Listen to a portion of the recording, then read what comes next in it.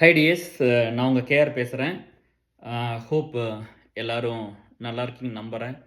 கடவுள்கிட்ட வேண்டிக்கிறேன். ஸோ இந்த வீடியோ எதுக்குன்னா, கருப்பு எம்ஜிஆர் ஒரு உன்னதமான மனிதர், மாமனிதர். நம்மளுக்கெல்லாம் வந்து நான் 5 வயசு 6 வயசு இருக்கும்போது எம்ஜிஆர் தவறி போயிட்டார். அதனால் அதுக்கப்புறம் அவரை பற்றி படித்தது, அவரை பற்றி கேள்விப்பட்டதெல்லாம் தான் நம்மளுக்கு தெரியுமே ஒழிஞ்சு, நம்ம பார்த்த ஒரு கர்ணன் வந்து கேப்டன் அவர்கள் தான். ஸோ அவருக்கு ஒரு வீடியோ பண்ணணும் அப்படின்ட்டு எம்ஜிஆர் பற்றி ஒரு ஆடியோ பண்ணி அதை கன்வெர்ட் பண்ணி வீடியோவை போட்டிருந்தோம். அதுக்கு வந்து நல்ல கமெண்ட்ஸ், நல்ல ரிவ்யூஸ் எல்லாமே பார்த்தீங்க. உங்களுக்கு தெரியாத இன்ஃபர்மேஷன் ஒரு சிலது தான் கொண்டு வந்து சேர்த்திருந்தேன் அதில். ஏன்னா மற்ற எல்லாமே யூடியூப்பில் இருக்குல்ல அப்படின்னு சொல்லி நான் ஒரு சிலது பேசாம விட்டுட்டேன். அதுக்கே நம்ம ஃப்ரெண்ட்ஸ் எல்லாம் சொன்னாங்க, யூடியூப் எடுத்துகிட்டு போது நீங்கள் உங்களுக்கு தெரிஞ்சதை பேசுங்க கேஆர், நீங்கள் படித்தது நீங்கள் கற்றுக்கிட்டதெல்லாம் சொல்லுங்கள், நீங்கள் பேசுகிறத நாங்கள் கேட்போம் அப்படிலாம் ஒரு சிலர் சொன்னீங்க. பாசிபிளாக இருக்கும்போது நான் இன்னொரு பாட்டு கூட அதுக்கு பண்ண ட்ரை பண்ணுறேன். அது யாரெல்லாம் எம்ஜிஆர் ஃபேன்ஸோ அவங்க எல்லாமே பார்த்துட்டு ரொம்ப அப்ரிஷியேட் பண்ணியிருந்தீங்க. அதனால இது வந்து ஒரு மாமனிதனை பற்றி பேசுகிறோம் அப்படிங்கும்போது ஒரு வீடியோவே பண்ணிடலாம் அப்படின்ட்டு நேற்று தான் சிகாகோலேருந்து நைட்டு தான் வந்து சேர்ந்தேன். லேட்டாக தான் எந்திரிச்சேன். எந்திரிச்சு குளிச்சுட்டு ஓடி வந்துட்டேன். விஜயகாந்தை பற்றி வீடியோ பண்ணணும். அங்கேருந்து பண்ண முடியல. காரில் பண்ணியிருந்தேன்ல, அது வந்து மென்ஸ் ஹால் லைஃப் பண்ணியிருந்தேன் இல்லையா, sorry conscience versus reality part 4 பண்ணியிருந்தேன். பட் ரொம்ப இருட்டாக இருக்குதுன்னு சொல்லியிருந்தாங்க. ரொம்ப வெளிச்சமாகவே இல்லை, பார்க்குறக்கு ஒரு மாதிரி இதாக இருக்குது அப்படின்னு சொன்னதுனால, சரி இது வந்து ஒரு வீடியோவாக பண்ணிடலாம் அப்படின்ட்டு.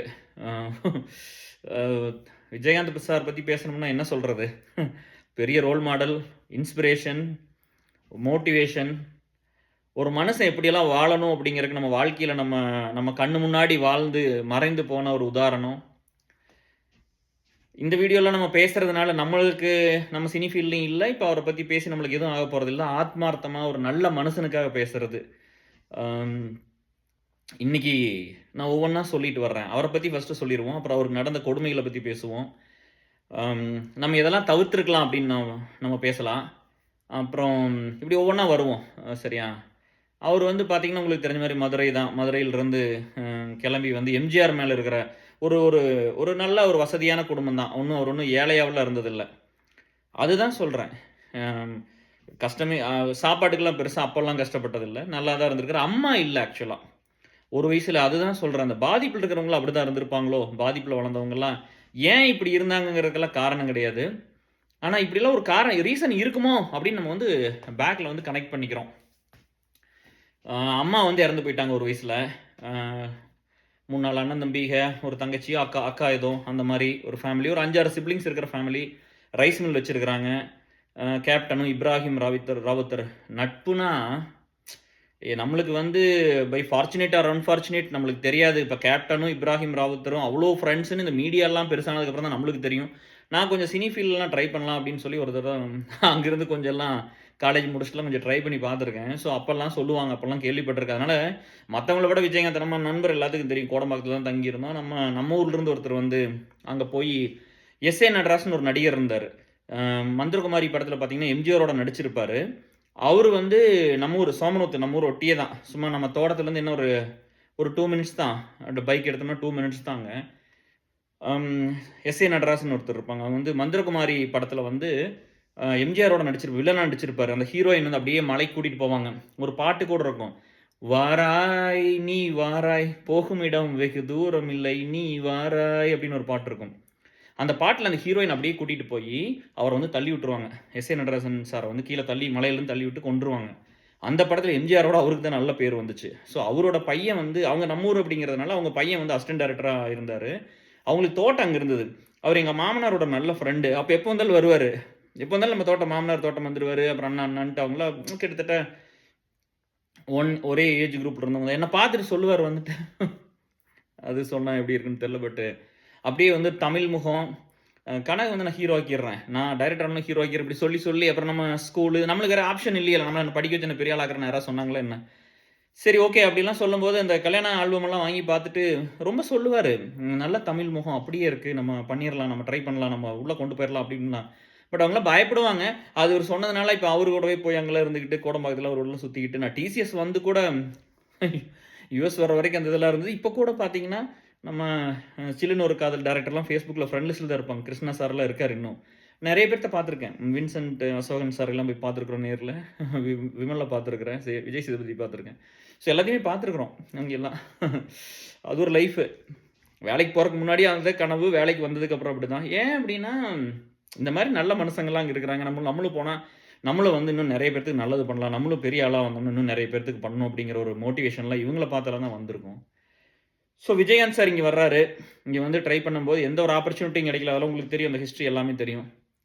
ஆப்பர்ச்சுனிட்டி கிடைக்கல. ஒரு சின்ன படத்துல நடிச்சு, அதுக்கப்புறம் வில்லனா நடிச்சு, அப்படிதானே வர்றாரு. அது இல்லாம ஃபர்ஸ்ட்டு கருப்பு ஹீரோ. ரஜினிகாந்த் கூட வந்து பார்த்தீங்கன்னா, பாலச்சந்தர்லாம் இருந்தாங்க. சப்போர்ட் பண்றதுக்குலாம் நெறைய பேர் இருந்தாங்க. அட்லீஸ்ட் ஒரு விஜயகாந்துக்கு எந்த லாபியும் கிடையாது. யாருமே பண்ணல. ஒரே ஒரு நண்பன் இப்ராஹிம் ராவுத்தர்.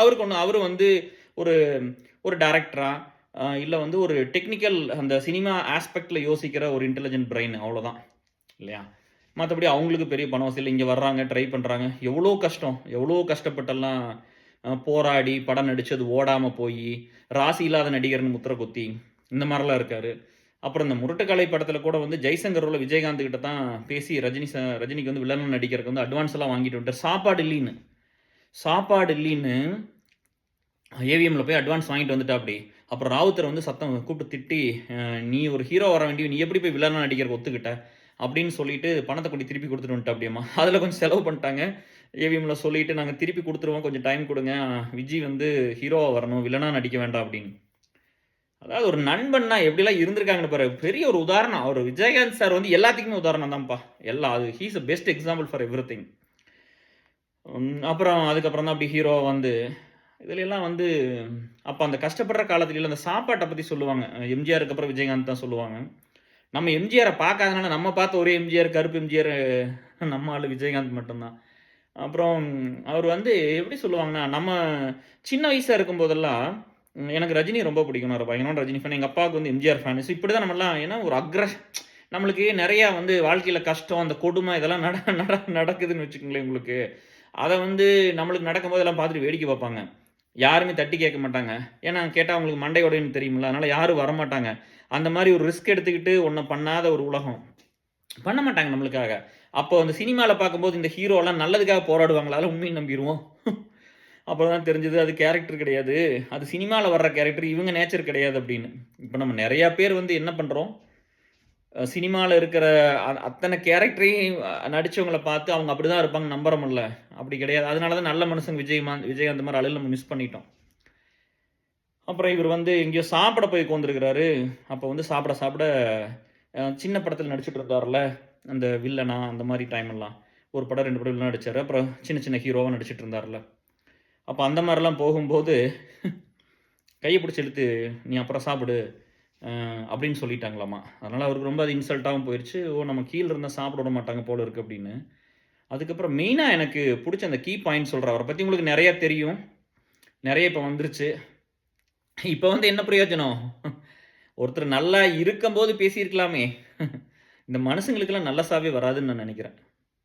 இவங்கலாம் வந்து ஒரு ஒரு நல்ல மனுஷன போய் நோகடிச்சு, உடைச்சு ஒண்ணுமே இல்லாம பண்ணி, அப்ப எங்களுக்கெல்லாம் வந்து மன்னிப்பு இல்லைங்களா கேர் நாங்க பண்ணவங்கலாம் நான் சொல்றேன், இதுவரைக்கும் நம்ம பிராமிஸ் சத்தியம்லாம் பண்ணது கிடையாது. அலுமினி ஏசல் அத்தன சண்டை நடந்தது அவர பத்தி தப்பா பேசக்கூடாதுன்னு. அத்தன நடந்தது அதில நெறைய பேர் வெளிய போனாங்க. எல்லாமே பண்ணாங்க. ஓட்டு யாருக்கு வேணா போட்டுக்கங்க. அத பத்தி பிரச்சனை இல்ல. உங்க ஓட்ட யாரு கேட்டா? நீங்க போட்டா போடுங்க, போடாட்டி போங்க. நீங்க என்ன நல்லவங்களுக்கா ஓட்டு போடுறீங்களா டைமு? விஜயகாந்த வந்து அந்த மாரி நான் புரொடெக்ட் பண்ணேன். அதனால எனக்கு அந்த சந்தோஷம் இருக்குது. ஆர்கியூமென்ட் வந்தது, சண்டை வந்தது. கொஞ்சம் பேர் வெளிய போனீங்க. விஜயகாந்த் டூயட் எல்லாம் உள்ள போட்டு என்ன அசிங்கமா பேசுனீங்க. இதெல்லாம் நடந்தது. அதில பேசின ஒரு நண்பர் தான் இப்ப ட்ரஸ்ட் அட்ரஸும் குடுத்துருக்கிறாரு.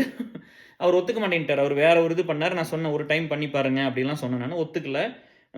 இப்ப அவரு தான் அட்ரஸ் குடுத்தாரு. ட்ரஸ்ட் ரெஜிஸ்டர் பண்றதுக்கு. மனமாற்றம் வந்திருக்குது. அப்ப நீங்க மன்னிச்சுருவீங்களா? எங்களுக்கெல்லாம் நாங்க வந்து ஒரு சிலர் வந்து ட்ரோல் பண்ணிட்டோம். என்ன பண்ணாலும் பொழச்சுக்கலாம். வயித்துக்கு சோறு போடுறக்கு, என்ன வேலை பண்ணாலும் பொழச்சுக்கலாம். அதுக்கு நீ என்ன வேலை பண்ணணும்னு இருக்குல்ல. ஒருத்தர அழிச்சா நம்ம சோறு திங்கணும். அப்படி ஒண்ணு இருக்குல்ல. Everybody have different ethics. So okay. அப்ப அவர்கிட்ட வந்து நம்ம சொன்னோம். என்ன சொன்னோம்னா, சொல்லி பார்த்தா கேட்கல. அப்போ இப்போ உங்களுக்கெல்லாம் நீங்க வந்து நாங்கலாம் ட்ரோல் பண்ணிட்டு எங்களுக்கெல்லாம் மன்னிப்பு இல்லையா? அப்படின்லாம் கேட்டீங்கன்னா, மன்னிப்பு இருக்குது. இனிமேல் ஒரு நல்லவன பத்தி பேசிறாதீங்க. சரியா?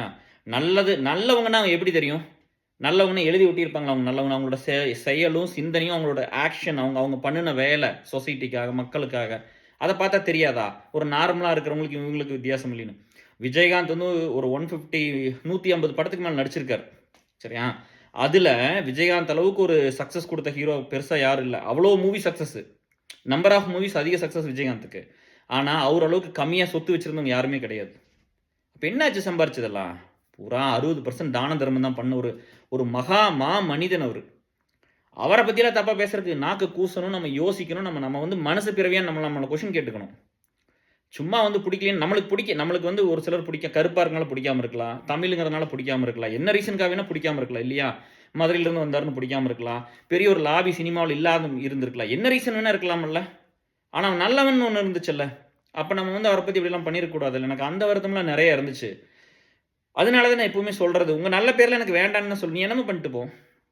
ஆஸ் பெர் லா நான் வாழ்ந்துட்டு இருக்கேன். என்ன வேணா பேசிட்டு போங்க அப்படிங்கிறது. ஏன்னா நீங்க நல்லவங்கள பூரா நாசம் தான் பண்ணிட்டீங்க. இப்ப நல்ல நாட்டுக்கும், மக்களுக்கு நல்லது பண்ணவங்களே நீங்க என்ன பண்ணீங்க? இப்ப இல்ல. பாரதியார் காலத்துலருந்து என்ன பண்ணியிருக்கீங்க? செத்ததுக்கு அப்புறம் தானே செலவு வைப்பீங்க நீங்க. எதுக்கு அது? அட்லீஸ்ட் இந்த படிப்பும், இந்த அறிவும், இந்த மனிதாபிமானமும் அந்த மாரி ஒரு நல்லவன பண்ணியிருக்க கூடாது அப்படிங்கிறது தான் என்னோட கவலை எல்லாம். அப்புறம் இந்த சாப்பாட்டு விஷயத்துக்கு வர்றேன். அப்ப பண்ணுவாராமா, சிவா சார் தான் அந்த புரொடியூசர் அம்மா கிரியேஷன் சிவா சார் தான் எல்லாம் அந்த பேட்டியில தான் நான் பார்த்துறேன். ஒரு நாளைக்கு முன்னாடி பார்த்து இப்ப ரீசென்ட்டா பார்க்க முடியலன்னா நேத்து தான் வந்தேன். பட் அவர பத்தி இருந்த மனசுல இருக்கிறத மட்டும் பேசுறேன். எதுவும் ப்ரிப்பேர்லாம் பண்ணி பேசல. அப்புறம் சாப்பாடு போடும்போது, அ அவங்க கம்பெனியில வந்து அவங்க கம்பெனி ஆரம்பிச்சு ராவுத்தர் ஃபிலிம்ஸ்லாம் வந்ததுக்கப்புறம், எல்லாத்துக்கும் எல்லா சாப்பாடும், அங்க வேலை செய்ற அத்தன பேர்த்துக்கு எல்லா சாப்பாடும் போடுவாங்களாமா. வேணுங்கிறதெல்லாம் கறி, முட்டை, மீனு, ஹார்லிக்ஸ், போர்ன்விட்டா அந்த மாரிலாம் குடுப்பாங்களாமா. அப்புறம் வேற ஒரு படத்துல நடிக்க போறாரு. அந்த புரொடியூசர்ட்ட போய் அந்த சிவா சார கூப்பிட்டு விஜயகாந்த் சார் கேட்குறாரு, "என்ன சிவா சாப்பாடெல்லாம் எப்படி போகுதுங்காட்டி, இல்ல நம்ம கம்பெனில போட முடியும். அடுத்தவங்ககிட்ட போய் கேட்க முடியுமா?" அப்படிலாம். "ஓ! அப்படியா? அப்போ எவ்வளோ செலவாகும்? நம்ம கம்பெனில மாரி சாப்பாடு போடணும்னா எவ்வளோ செலவாகும்?" அப்படின்னு கேட்டாப்படியாமா. "ஒரு 3 லேக்ஸ் செலவாகும்னு 40 வருஷத்துக்கு முன்னாடி." அப்படி 40, 45 வருஷத்துக்கு முன்னாடி 3 லேக்ஸ் செலவாகும்ன்னு சொன்னோனே, அப்ப என் சம்பளத்துல எல்லா படத்துக்கும் 3 லட்சம் ரூவா குறைச்சுக்கங்க. ராவுத்தர்ட்ட பேசிரு. எல்லாத்துக்கும் இதே சாப்பாட்ட போட்டுருங்க. இளநீர் லாரியில வருமாமா. விஜயகாந்த் ஷூட்டிங்னா. எப்படி இருக்குன்னு யோசிச்சு பாருங்க. லாரி நெறைய இளநீ வந்துச்சுன்னா, அதுக்கப்புறம் எல்லாத்துக்கும் ஹார்லிக்ஸ், போர்ன்விட்டா. அப்ப சிவா சொன்னாராமா, "எல்லாரும் காஃபி, டீ தானே குடிக்கிறோம் வீட்ல. இப்ப எதுக்கு இத குடுக்குறீங்கன்னா?" அப்ப சொன்னாப்படியாமா, "அவங்கலாம் வீட்ல வாங்கி குடிக்க முடியாது. இங்கேயாவது குடிச்சிட்டு நல்லா வேலைய செய்யட்டுமே." இல்லையா? அப்புறம் கறியெல்லாம் எடுத்தா அவங்க எவ்வளோ எடுக்க முடியும்? 1/2 கிலோ, 1 கிலோ எடுப்பாங்களா வாரத்துக்கு? அவங்களாம் வயிறு நெம்ப சாப்பிட முடியாதுல்ல. 4 பேர், 5 பேர் இருந்தா, அவங்க வேணுங்கிற அளவுக்கு நல்லா சாப்பிட்டு போட்டுன்னு. டிஎஸ் தப்பா நெனச்சுக்காதீங்க. நான்லாம் ஹார்லிக்ஸு, போர்ன்விட்டாலாம் நான் குடிச்சதே இல்ல ஸ்கூல்லலாம். ஸ்கூல் படிக்கும்போது ஒரு டம்ளர் பால் குடிச்சது கிடையாது. ஏன்னா, அந்த மாட்டு பால வச்சு தான் நம்மளுக்கு வருமானமே. எரும பால வச்சு தான். அப்புறம் நம்மளுக்கு இந்த சினிமா வந்து டிவிலலாம் காட்டுவாங்கல்ல. இந்த பணக்கார வீட்டு பசங்கள்லாம், இந்த ஹீரோயின்ஸ்லாம் பால குடிச்சிட்டு போவாங்கல்ல. எனக்கு அது ரொம்ப ஆசை. நான் இங்க யுஎஸ் வந்ததுக்கப்புறம் இந்த முதல்ல ஒரு டைம் குடிச்சேன். இந்த டிப்ரஷன்லாம் போனதுக்கப்புறம், அந்த கடைசி அந்த ஒரு நல்லா சாப்பிட வெளிய வந்து சாப்பிட ஆரம்பிச்சதுக்கப்புறம், பால் ஒரு டம்ளர் குடிச்சிட்டு இருந்தேன். அது எனக்கு அந்த ஞாபகம் வரும். சின்ன வயசுல நம்மளுக்கு இதெல்லாம் கிடைக்கல அப்படின்னு பால் குடிச்சோம்னா கொஞ்சம் வெயிட் போடும். பட் எல்லாம் தூங்கும்போது நம்ம சினிமால காட்டுவாங்கல்ல. இப்ப இந்த பால குடிச்சிட்டு பாலாவது குடிச்சிட்டு படுத்து தூங்குன்னு. நம்மளுக்கு எத காட்டுறாங்களோ நம்ம அதத்தான் நெனச்சுக்குவோம். இல்லையா? நம்மளுக்கு எது ஆக்சஸிபிலிட்டி இருக்கோ அதுதான் நம்ம அறிவா மாறும். இல்லையா? நம்மளுக்கு வந்து சோர்ஸ் இல்லாதப்ப நம்ம என்ன பண்ணுவோம்? எது கண்ல பார்க்குறோமோ அதத்தான் நம்புவோம். அப்புறம் அந்த மாரி ஹார்லிக்ஸ், போர்ன்விட்டாலாம் குடிச்சதே கிடையாது. நான் ஃபர்ஸ்ட் எப்போ குடிச்சேன்னா, குடிச்சதே இல்ல. காலேஜ் எல்லாம் போயி, மேபி என் ஒய்ஃப் இங்க வேலைக்கெல்லாம் வந்ததுக்கப்புறம், இங்க வந்து நம்ம மேபி சென்னையில இது வாங்கி வச்சாப்படி. பிரெக்னன்ட்டா இருக்கும்போது வாங்கி வச்சிருந்தாப்படி. ஞாபகம் இருக்கு. அப்ப தான் நான் ஃபர்ஸ்ட் குடிச்சேன். "இது இப்படித்தான் இருக்கு. எனக்கு ஒண்ணு போட்டு குடுங்களேன். நான் குடிச்சதே இல்லைன்னு சொன்னேன்." "அப்படியா?" அப்படின்னு சொல்லிட்டு அவர்லாம் பண்ணி குடுத்தாங்க. அந்த மாரி அ இங்க இருக்கிற அத்தன மக்களுக்கும் வந்து இந்த சாதாரண வேலை செய்றவங்களுக்கு கூட ஹார்லிக்ஸ், போர்ன்விட்டா, மட்டனு, சிக்கனு, முட்டை, ஃபிஷ்ஷு, ப்ரான் என்னெல்லாம் இருக்குதோ எல்லாத்தையும் வாங்கிட்டு வந்து குடுத்து, அவரு மாரியே தான் சாப்பிடணும். அவரு என்ன சாப்பிடுறாரோ அதுதான். அப்படி வந்து சாப்பாடு போட்டாங்க. அப்படி போட்டதுக்கு அப்புறம் தான் சினி ஃபீல்டே மாறுச்சு ஆக்சுவலா. எல்லாருமே வந்து விஜயகாந்த் மாரி ஒருவேள நம்மள எல்லாரும் அங்க விஜயகாந்த் சார் ஆஃபீஸ்ல அந்த புரொடக்ஷன் ஹவுஸ்ல எப்படி வந்து சாப்பாடு போடுறாங்கன்னு ஒரு ஒரு நல்ல நேம் வந்துருச்சு. அந்த மாரி சோறு போட்டவரு. நெறைய அதாவது வந்து அவரு இன்ட்ரோடியூஸ் பண்ண அளவுக்கு அசிஸ்டன்ட் டைரக்டர் டைரக்டர் ஆக்குனவங்க யாருமே இல்ல. எல்லாம் புதுசு புதுசா சின்ன சின்ன மக்களுக்கு வந்து வாய்ப்பு குடுத்தவரு. அதே மாரி பெரிய இடத்துலயும் போய் ரொம்ப பகச்சுக்காம சண்டையெல்லாம் யார்ட்டயும் போட்டுக்கிட்டது இல்ல. நல்ல மனுசன். நல்ல மனுசன்னால அவருக்கு அவரு அவரு வந்து நல்ல விஷயங்கள் மட்டும் தான் பண்ணாரு. இன்னைக்கு நம்ம வந்து விஜயகாந்த பத்தி இறந்துட்டு அந்த 28 தானே இறந்து போயிட்டாரு இல்லையா? ஸோ 71 வயசில் ஐயா இறந்து விஜயகாந்த் ஐயா இறந்து போயிட்டாங்க. அவரெல்லாம் ஐயான்னு கூப்பிடலாம், அப்பான்னு கூப்பிடலாம், அண்ணான்னு கூப்பிடலாம், நண்பன்னு கூப்பிடலாம். அவரெல்லாம் எப்படி வேணும் கூப்பிட்டுக்கலாம். அவர் எல்லா வேலையும் பண்ணியிருக்காரு. அவர் வந்து எல்லா இடத்துலையும் உதாரணம் தான். சரியா? அந்த மாதிரி ஒரு ஒரு நல்ல மனுஷன். பசங்க எப்படி வந்திருக்காங்கன்னு பாருங்க. யார் யாரோ வந்து சினிமாவில் எத்தனை பேர் என் பையன் வரணும், என் பையனுக்கு வந்து அந்த நம்ம எத்தனை இப்போ எல்லாருமே பார்க்கும்போது அழகாக இருந்தோமா, ஒரு ஹீரோ ஃபேஸில் எத்தனை பேர் இருந்தாங்க. ஒரு முகத்தை பார்த்தோன்னே ஓகேவா இருக்குது அப்படின்னு அளவுக்கு எத்தனை பேர் இருந்தாங்க ஃபஸ்ட்டு சினிமாக்குள்ளே வரும்போது. நியாயமாக பேசுவோம். எல்லாத்துக்கும் பட்டி டிங்கரிங் நான் இதெல்லாம் நேச்சர். நான் எங்கிட்ட என்ன காசு இருக்குது, நம்ம போய் நம்ம என்ன பெரிய செலிபிரிட்டியாக நம்ம இதெல்லாம் பண்ணிக்க, இதெல்லாம் நேச்சர் தான். சரியா? நம்ம நிறைய பேர் இப்படி தானே இருக்கிறோம். நம்ம இயற்கையாக என்ன இருக்கோ அப்படி தானே இருக்கிறோம். அங்கே போகிற பட்டி டிங்கரிங் பார்த்து இதை மாற்றி அதை மாற்றி எத்தனை சர்ஜரி பண்ணி என்னென்னமோ பண்ணி தான் எல்லாம் அப்படி இன்றைக்கி இருக்கிற பாதி பேர் கண்ணில் பார்க்க முடியாமல் இருந்த காலமெல்லாம் இருக்குது. நம்ம இன்னும் மறைச்செல்லாம் பேச வேண்டியதில்லை. அப்படி பார்த்தா விஜயகாந்த் பையனுக்கு வாய்ப்பெல்லாம் அவர் உள்ளே கொடுத்து எல்லாம் பண்ணி தான் அவங்களும் பெரிய இடத்துக்கு கொண்டு வந்திருப்பாங்க. எல்லாமே கதை தானே. இப்போ நான் அவங்க கேரக்டரை விஜயகாந்த் மாதிரி அவங்க கேரக்டரை வச்சு எல்லா ஹீரோவை நம்ம பார்த்து படம் ஓடிச்சு. ஸ்டோரி தானே இல்லையா? அப்படியெல்லாம் அவர் அதெல்லாம் பண்ணல. அவரெல்லாம் அதெல்லாம் பண்ணல. பார்த்துக்குங்க. ஒரு மனுஷன்னா எப்படி வாழணும்லாம் இருக்குது. சும்மா அவரை பற்றி நெகட்டிவாக பேசுகிறீங்க. அந்த நெகட்டிவ்கெல்லாம் நான் வர்ற பின்னாடி பாசிட்டிவெலாம் முடிச்சிருவோம். என்னென்ன பண்ணாருன்னு கீ பாயிண்ட்ஸ் பேசிடுவோம். சாப்பாடு அந்த மாதிரி ஒருத்தர் சோறே போட்டதில் இனிமேல் யாரும் போட முடியாது. சரியா? அத்தனை டைரக்டருக்கு சான்ஸ் கொடுத்தாருல. ஒருத்தர் சேலஞ்ச் பண்ணி வரட்டே ஒரு பெரிய நடிகர் வந்து நான் விஜயகாந்தோட அதிகமாக இன்னும் 2 பேருக்கு வாய்ப்பு கொடுக்குறேன்னு. இதெல்லாம் சுயநல கூட்டம் அப்படிலாம் வராது. ஒரு விஜயகாந்த் தான் நம்ம ஜென்ரேஷன் நம்ம பார்த்து ஒரு விஜயகாந்த் தான். எந்த ஃபீல்டாக வேணும் இருக்கட்டும், அந்த நல்லவங்களை செலிப்ரேட் பண்ணுங்களே. விஜயகாந்துங்கிறது இப்போ சினிமாவில் இருந்ததுனால நம்மளுக்கு தெரிஞ்சு போச்சு. இதே மாதிரி மற்ற ஃபீல்டில் எத்தனை பேர் இருப்பாங்க. டாக்டர் இருப்பாங்களா, இன்ஜினியர் இருப்பாங்களா, ஒரு வாத்தியார் இருப்பாங்களா, போலீஸ் ஆஃபீஸர் இருப்பாங்களா, லாயர் இருப்பாங்களா, நர்ஸ் இருப்பாங்களா, ஸ்கூல் டீச்சர்ஸ் இருப்பாங்களா, யார் வேணா இருக்கட்டுமே. ஐடியில் இருப்பாங்க. ஒரு சமுதாயத்துக்காக வேலை செய்கிறவங்க, ஒரு மக்களுக்கு அதை கொடுத்து ஏதோ ஒன்று பண்ணுறாங்களா, அவங்க வாழ்க்கையை தாண்டி ஒன்று பண்ணுறாங்கல்ல. அப்போ அவங்ககிட்ட வந்து அவங்களெல்லாம் கொஞ்சம் நல்லா செலிப்ரேட் பண்ணுங்களே, நல்லபடியாக சொல்லுங்களேன். நல்ல மனுஷங்க நிறைய பேர் வரட்டும். அப்போ தான் சமுதாயம் நல்லாயிருக்கும். அப்புறம் விஜயகாந்த் வந்து சாப்பாடு வந்து அந்த மாதிரி போட்டிருக்காரு எல்லாத்துக்கும். எல்லாம் நெய்யும் பாலும் தேநீரும் எல்லாம் ஜாலியாக சாப்பிட்டு சந்தோஷமாக அப்படி தான் இருந்திருக்கிறாங்க. அதே மாதிரி வந்து எம்ஜிஆர் மாதிரியே தான் அந்த வேலை செய்கிறவங்களுக்கு ஒரு பிரச்சனைனா என்றைக்குமே விட்டு கொடுத்ததில்ல. தலைமை பண்புங்கிறதுல அதுதானே. தலைமை பண்புங்கிறது என்ன? நான் போகிறேன், என் வேலையை பார்ப்பேன், முடிச்சோன்னே கேரவேனில் போய் படுத்துக்குவேன்.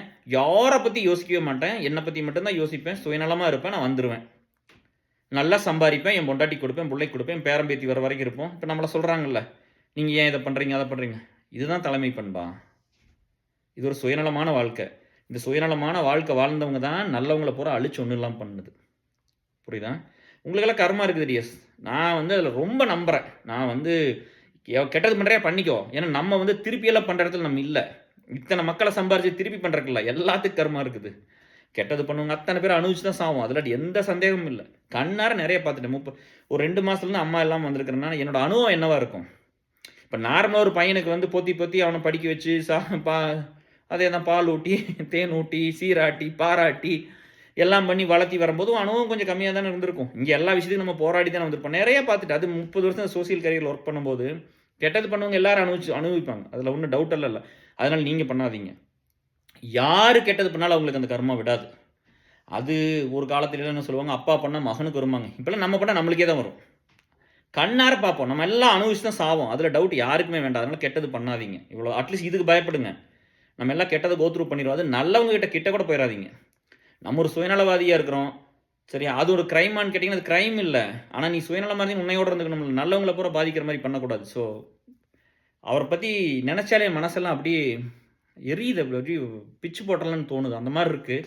விஜயகாந்த் சார் இப்படியெல்லாம் பண்ணிட்டாங்க அப்படின்னு ஒரு பீஸ் இருக்குது. நல்ல வேலை இந்த அலுமினி ஏசல்லாம் இருந்தது. அதனால் இப்போ சொன்னால் கூட தெரியும் எல்லாத்துக்கும். இல்லையா? எந்த காலத்துலையும் அவர் விட்டு கொடுத்ததில்லை. எந்த காலத்துலையும் வந்து ஒரு நல்ல மனுஷங்களை யாரையுமே விட்டு கொடுத்ததில்லை. இப்போ சகாயம் ஐஏஎஸ் விட்டு கொடுத்துருவோமா? இல்லையா? அப்படித்தானே ஒவ்வொரு ஃபீல்டுக்கு ஒருத்தர் இருந்திருக்காங்கல்ல. நம்ம ஏன் அவங்களெல்லாம் இப்படி ஒன்றுமே இல்லாமல் பண்ணி போட்டோம்? அரசியல் எத்தனை நல்ல தலைவர் இருந்தாங்க. நம்ம யாருக்காவது ஒருத்தர் நல்லவங்களை சப்போர்ட் பண்ணியிருக்கிறோமா? ஸோ இப்படி தான் எல்லாம் இருந்திருக்குது. அப்புறம் இந்த ஆத்திரம் இருக்குது நிறையா. அவர் இப்படி பண்ணிட்டாங்க அப்படின்னு சொல்லிட்டு நம்ம அந்த கட்சியெல்லாம் கிடையாது டிஎஸ். சரியா? நல்ல மனுஷனை ப்ரொடெக்ட் பண்ணுறது ஒரு மனுஷனாக பிறந்த நம்ம கடமை தானே அது. அதை தவற விட்டதுனால தான் அந்த கோவமெல்லாம். சாப்பாடு அது முடிச்சிட்டோம். அப்புறம் இந்த டைரக்டர்ஸ் எல்லாத்துக்கும் வாய்ப்பு கொடுத்தது. அப்போ ஒரு தடவை சொல்கிறாரு, மனிதாபிமானத்தோட உச்சம் தான் விஜயகாந்த். எப்படின்னா ஆர்கே செல்வமணி சாருக்கும் வாய்ப்பு கொடுத்து புலனி சாரணி ஷூட்டிங் நடந்துகிட்டு இருக்குது. அப்போ அங்கே போகிறாங்களாமா. அப்போ அதாவது வந்து ஒரு 100 படம் நடிக்கிற வரைக்கும் அந்த புலன் விசாரணை நடந்துட்டு இருக்கும்போது, இல்லை அது கேப்டன் பிரான் நடந்த இன்சிடென்ட், அதுக்கு முன்னாடி புலன் விசாரணைக்கு போகிறேன். கேப்டன் பிரான் ஷூட்டிங்கில் முடிச்சுட்டு போகும்போது நைட்டு வந்து கேட்டில் வாட்ச்மேன் வந்து தூங்கிட்டு இருந்தாராம்மா. இவங்க 2 மணிக்கு போயிருக்கிறாங்க. போனோடனே போய் காரை பக்கத்தில் நிறுத்தி போட்டு, டேய் செல்லுமணி ஆரம் அடிச்சிடாதப்பா அப்படின்னு சொன்னாராம்மா. அப்புறம் அவருக்கு புரியலையாம்மா. கார் ஓரமாக எடுத்துனோன்ட்டு அப்படியே ஓரமாக எடுத்து நடந்து வராராம்மா. நடந்து வந்துட்டு ஏன் ஏன் ஏன் அப்படி சொன்னீங்க அப்படின்னு கேட்கும்போது, வாட்ச்மேன் தூங்கிட்டு இருப்பாரு, நீ வீட்டில் காரில் இருந்து ஆரம் அடிச்சு அவர் எந்திரிச்சு கதவை நீக்கி விடணும்ல அப்படின்னு சொல்லிட்டாராம்மா. அதனால் காரை ஓரமாக எடுத்துட்டாரு. அப்போ செல்லுமணி நினச்சிக்கிட்டா அப்படியம்மா, சரி அப்படின்னா கிட்ட போயிடலாம், கேட்டு வரைக்கும் கிட்ட போயிட்டு அது நடந்து போயிட்டு கார் ஒரு பக்கம் நிறுத்திட்டமா நடந்து போயிட்டு அது வரைக்கும் அவர் தூங்கிட்டு அப்புறம் எழுப்பி விட்டுக்கலான்னு போய் இப்போ எழுப்பு தட்டினாரம் கம்ப்யூட்டர்னு சொல்லிட்டு செல்லுமணி பிடிச்சி இப்படி தூக்கி அந்த பக்கம் கேட்டுக்கு அந்த பக்கம் அப்படி விஜயகாந்த் தூக்கி அப்படியே கேட்டுக்கு அந்த பக்கம் தூக்கி நிறுத்திட்டு தூக்கிக்குள்ளே போட்டாராம். போட்டு இவர் ஜம்ப் கம்முன்று.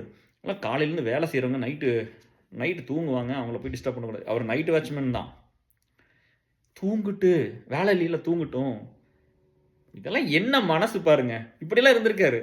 அப்புறம் 100 படம் நடிக்கிற வரைக்கும் மேலே வந்து அவரோட ஆஃபீஸ் இருக்குல்ல, அதுக்கு மேலே வந்து ஏதோ மாடியில் மொட்டை மாடியில் அந்த கீத்து கொட்டாயின்னு சொல்லுவாங்க, தென்னை மரத்து ஓலை இருக்கு, தென்னை மட்டை இருக்குல்ல, அதில் போட்டிருக்காங்க. ஷூட்டிங் முடிஞ்சு போனாருன்னா ஒரே ஒரு பெட் இருக்குமாமா, 2 தலைவாணி இருக்குமாமா. அதில் யாருன்னா படுத்துருப்பாங்களாமா, நண்பர்களாக இருக்கலாம், இல்லை வேலை செய்கிறவங்களா இருக்கலாம், அந்த மாதிரி நிறைய பேர் இருப்பாங்களாமா. அப்போ இவர் வந்து அந்த போய் பார்த்தாருன்னா அவருக்கு அங்கே இடம் இருக்காதாம்மா நண்பர்களே படுக்கிறதுக்கு. எந்த இடத்துல இடம் இருக்கு அப்படி படுத்து கையை வச்சு அப்படி படுத்து தூங்கிடுவாராம்மா. அவ்வளோதான். ஒன்று எனக்கு பெட்டு வேணும், எனக்கு இது 100 படம் முடிய வரைக்கும் அவர் அங்கே தான் இருந்தாராம். கல்யாணம் அவருக்கு ஆகிற வரைக்கும் அங்கே அப்படி தான் இருந்திருக்காரு. நண்பர்களோட தான் இருந்திருக்கிறாரு, அந்த கூட வேலை செய்கிறவங்க, அப்போ அவங்களோட தான் எல்லாம் தூங்குவாராம்மா. அப்புறம் காலையில் எந்திரிச்சு அந்த டீ கொண்டு வர பையன் அப்படியே கை வச்சு கம்முன்னு தூங்கிடுவாராம்மா. அப்போ கூட ஒருத்தர் வந்து எழுப்பி பெட்டில் போய் படுக்கிறீங்க, கம்முன்றா அவங்கள தூங்கிட்டு எல்லாம் உழைச்சிட்டு வந்திருக்காங்க தூங்குட்டுறா அப்படின்னு சொல்லி அந்த மனசு என்ன மனசு பாருங்க. தகுதிங்கிறது என்னையா பெரிய தகுதி. நேற்று ஒருத்தர்கிட்ட பேசிகிட்டு இருந்தால் அவங்க சொன்னாங்க சாதுரியம் பத்தல அப்படின்னு. ஆமாம், இன்ஸ்டாகிராமில் ஒரு அதே அவங்க தான் சொல்கிறாங்க. அவங்க +2 படித்த ஒருத்தர் இந்த காலத்தில் படிக்காமல் இருந்தால் தப்பு தான். என்ன ஒரு டிகிரியாவது முடிச்சிடணும், படிக்கணும் அப்படிங்கிறத. பண வசதி நிறையா இருக்குது, படிக்கலை.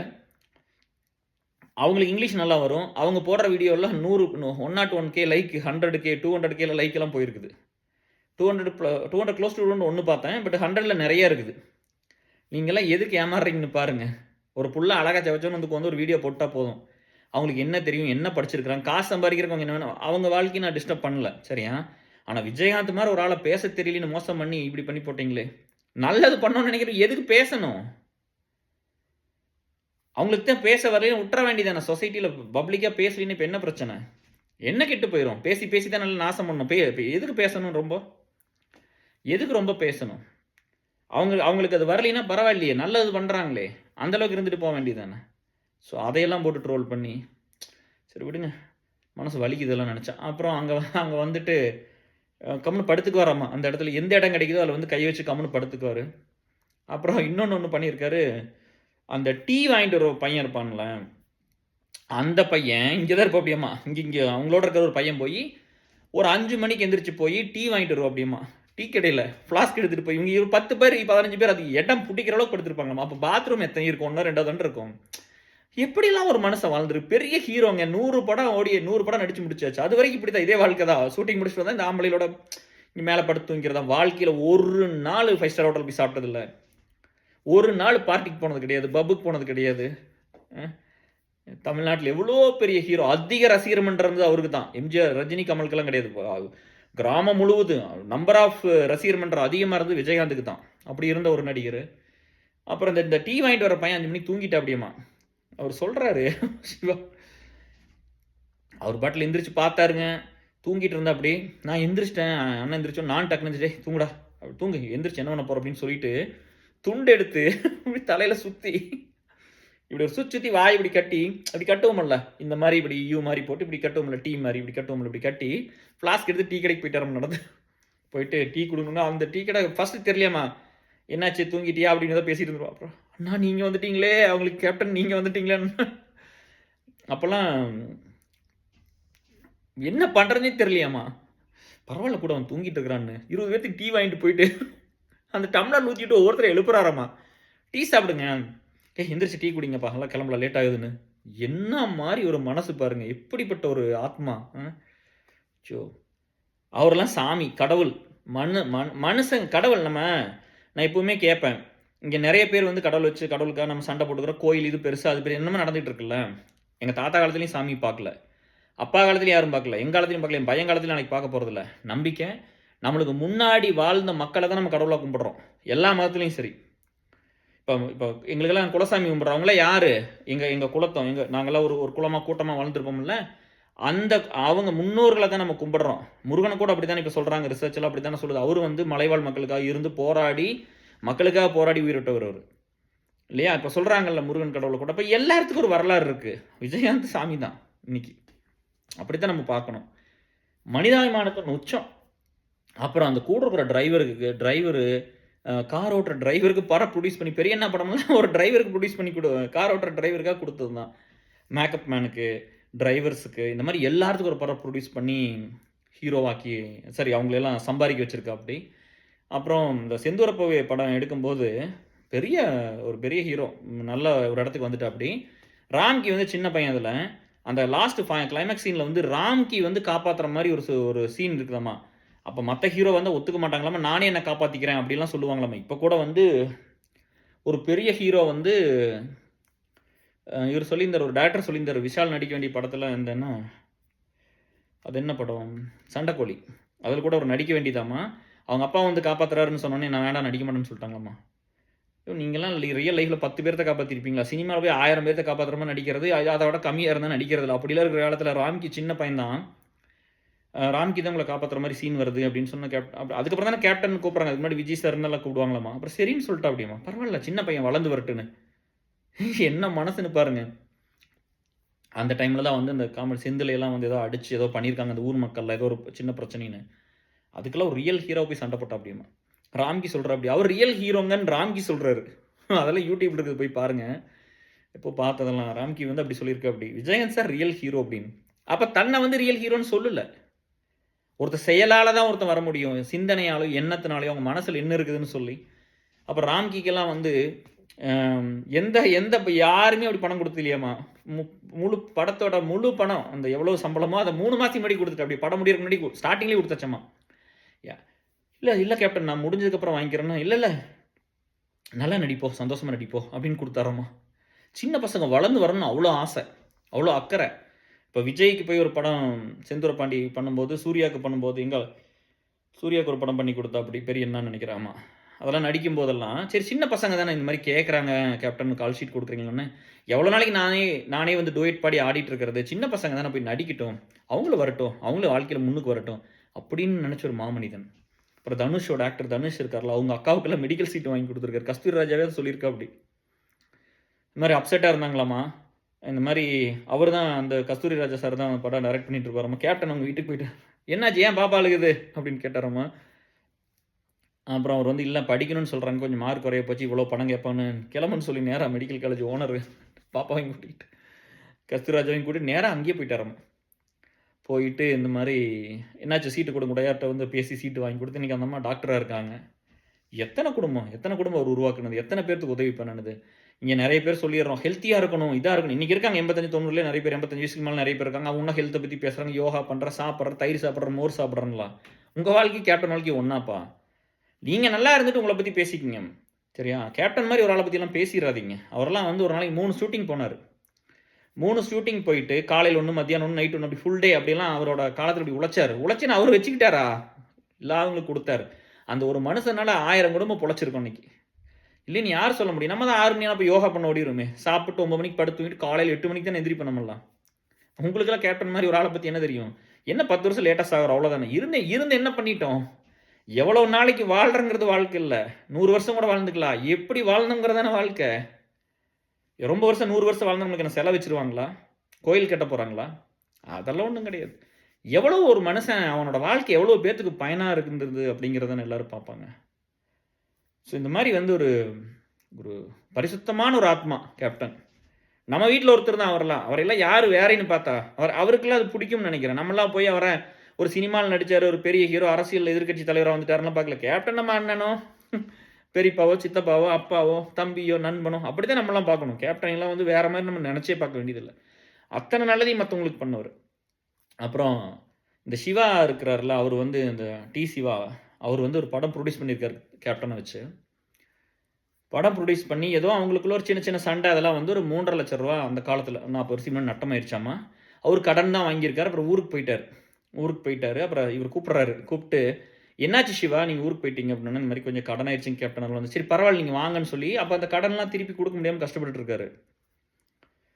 கூப்பிட்டு கூட வந்துருங்க, இப்போ உழவன் மகன் போயிட்டுருக்கு, நீங்கள் வந்து கூட இருங்க, இந்த ஏதோ பூந்தோட்ட காவல்காரன் ஏதோ ஒரு படம் அடுத்தது வருது, ஏதோ நீங்கள் கூட இருந்து எங்களுக்கு கொஞ்சம் ஒரு ஒர்க்கிங் பார்ட்னராக ஜாயின் பண்ணிக்கோங்க, பார்த்துக்குங்க, கெட்டு போயிட்டா தூக்கி எறிஞ்சிட்டு போகிற காலம், ஒர்க்கிங் பார்ட்னரை கூட சேர்த்திக்கிட்டு நீங்கள் போய் மற்ற வேலையெல்லாம் பாருங்கள் சிவா அப்படிலாம் சொல்லிட்டு கடைசியில் என்ன பண்ணாராமா, அந்த படம்லாம் 1.5 வருஷம் கூடவே இருந்து எல்லா வேலையும் முடிச்சு அந்த படம்லாம் முடிஞ்சதுக்கப்புறம் நீங்கள் நம்ப மாட்டேங்க டிஎஸ், இந்தா சிவா உன்னோட பங்கு அப்படின்னு சொல்லி 7 லட்ச ரூபா கொடுத்தாராமா. 25% 7 லட்ச ரூபாயமா, 45 வருஷத்துக்கு முன்னாடி.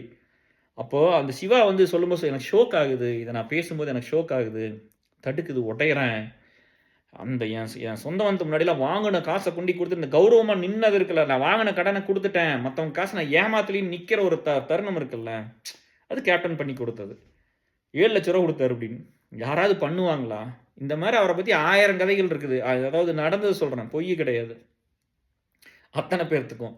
அப்புறம் ஒரு பெரிய நடிகர், கேப்டன் அளவுக்கு ஈக்குவலாக பயங்கரமான ஒரு ஆக்டர், அவர் அப்படி தான் பணம் வாங்கிட்டு நிறைய ஷூட்டிங்கே போக மாட்டாராம்மா. அவரை கொண்டு வந்து வச்சு நடிக்க வைக்கிறது அவ்வளோ கஷ்டமாக இருக்குமாம்மா. பஞ்சாயத்து இங்கே தான் கூப்பிட்டு கண்டுபிடி திட்டு வராமா. எனக்கு அவங்க அப்பா பெரிய நடிகர், கூப்பிட்டு திட்டு வராமா. அதெல்லாம் தயவுதாட்சணியெல்லாம் கிடையாது. அவங்களாம் சின்ன சின்ன ப்ரொடியூசர் எப்படி இப்போ இருப்பாங்க இந்த மாதிரிலாம் ஒரு ப்ரொடக்ஷன் மேனேஜர் மாதிரி தான் இருப்பாராம்மா.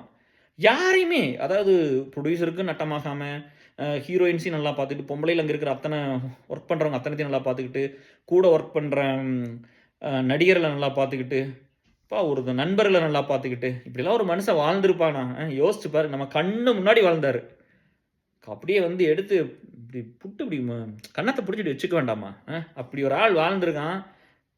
எத்தனை பட ஹீரோ அதை சொல்கிற மாதிரி இன்றைக்கி அவங்க சொல்கிறாங்க, ஒரு ஒரு ஒரு சாதாரண ஒரு கௌரவத்தோட நடிப்பாங்கல்ல, ஒரு கேரக்டர் ரோல் பண்ணுற ஒரு பெரிய பெரிய ஆக்டர் இருப்பாங்களா, அவங்க எவ்வளோ வச்சுருந்தாங்களோ அவ்வளோதான் வச்சுருந்தார் நம்ம சொத்து, அரசியலுக்கு போய் அதில் விட்டு. ஸோ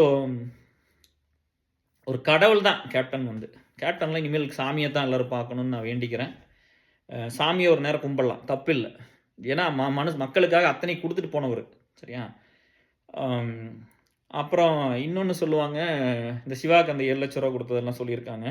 ராவுத்தரோட எவ்வளோ ஒரு நட்பாக இருந்தார் அப்படின்னு சொல்லி, அந்த நட்பு வந்து ஒரு வரலாற்றில் வந்து இடம்பெற வேண்டிய நட்பு. அதை பற்றி ஒரு படம் எடுங்கப்பா யாராவது.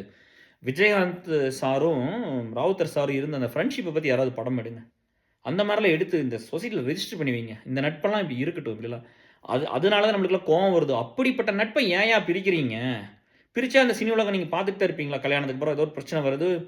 நான் இதனால தான் என் ஃப்ரெண்ட்ஸோட ஒய்ஃப்லாம் ஒரு சிலர் வந்து இதெல்லாம் இதுக்கு முன்னாடி நான் அது குரூப்பில் பேசின ஆடியோ எடுத்து நீங்கள் அப்லோட் பண்ணி விட்டீங்க நேற்று, ஹியூமன் வேல்யூஸ் அண்ட் ஃப்ரெண்ட்ஷிப்னு. பட் அது இங்கே நிறைய நடக்கும். நம்ம வந்து கஷ்டத்தில் ட்ராவல் பண்ணியிருப்போம், அவ்வளோ நல்லவங்களாக இருப்போம், அவ்வளோ மனிதாபிமானத்தோடு இருப்போம், நட்புனா அப்படி, என் நண்பன்னா அப்படி இருப்போம். கொஞ்சம் பணம் வந்து இது வந்து கல்யாணம் ஆனதுக்கப்புறம் எல்லாம் மாறி போயிட்டு சுயநலமாக மாறிக்கிட்டு அதை பண்ணக்கூடாது. அப்படியே இருந்துக்கலாம், நட்பை வந்து விட்டு கொடுக்கக்கூடாது. ஏன் அவங்கள பிரிச்சிங்க? அப்படியே பிரித்தா கூட நீங்களாம் சேர்த்து வைக்கிறதுக்கு எல்லாம் முயற்சி பண்ணிக்கணும். என்னையா கொஞ்சம் சொத்து ஒன்றா அவர் எடுத்துகிட்டு போகிற, இவர் எடுத்துகிட்டு, நீங்கள் 2 பேருமே இறந்து போயிட்டாங்க. அவங்க கடைசி வரைக்கும் ஒன்றா இருந்து அந்த சந்தோஷம் இருந்திருக்கும்ல. இப்போ யாராவது விஜயகாந்த் சார் எதாவது தூக்கிட்டு போனாரா சம்பாரிச்சது? ராவுத்தர் ஐயா எடுத்துகிட்டு போயிட்டாங்களா? ஒன்றும் கிடையாதுல்ல. ராவுத்தர் கல்யாணம் பண்ணிக்காமல் இருந்தார் விஜயகாந்த் சாருக்காக. நட்புனா இந்த மாதிரி நட்புலாம் நம்ம எங்கே போய் பார்க்க போகிறோம்? இந்த மாதிரிலாம் யாரும் இருந்திருக்க மாட்டாங்க. விஜயகாந்த் வளர்ச்சிக்கு ராவுத்தர் வந்து ஒரு பெரிய பில்லர், அவர் தான் காரணம். ஏன்னா அவ்வளோ பெரிய இன்டெலிஜென்ட் அவர். இந்த படம் இப்படி வரணும் அப்படின்னு சொல்லி எல்லா கதையிலையும் வந்து இதெல்லாம் பண்ணி கரெக்டாக கொண்டு விஜயகாந்த் மக்கள்கிட்ட சேர்த்துனவர்.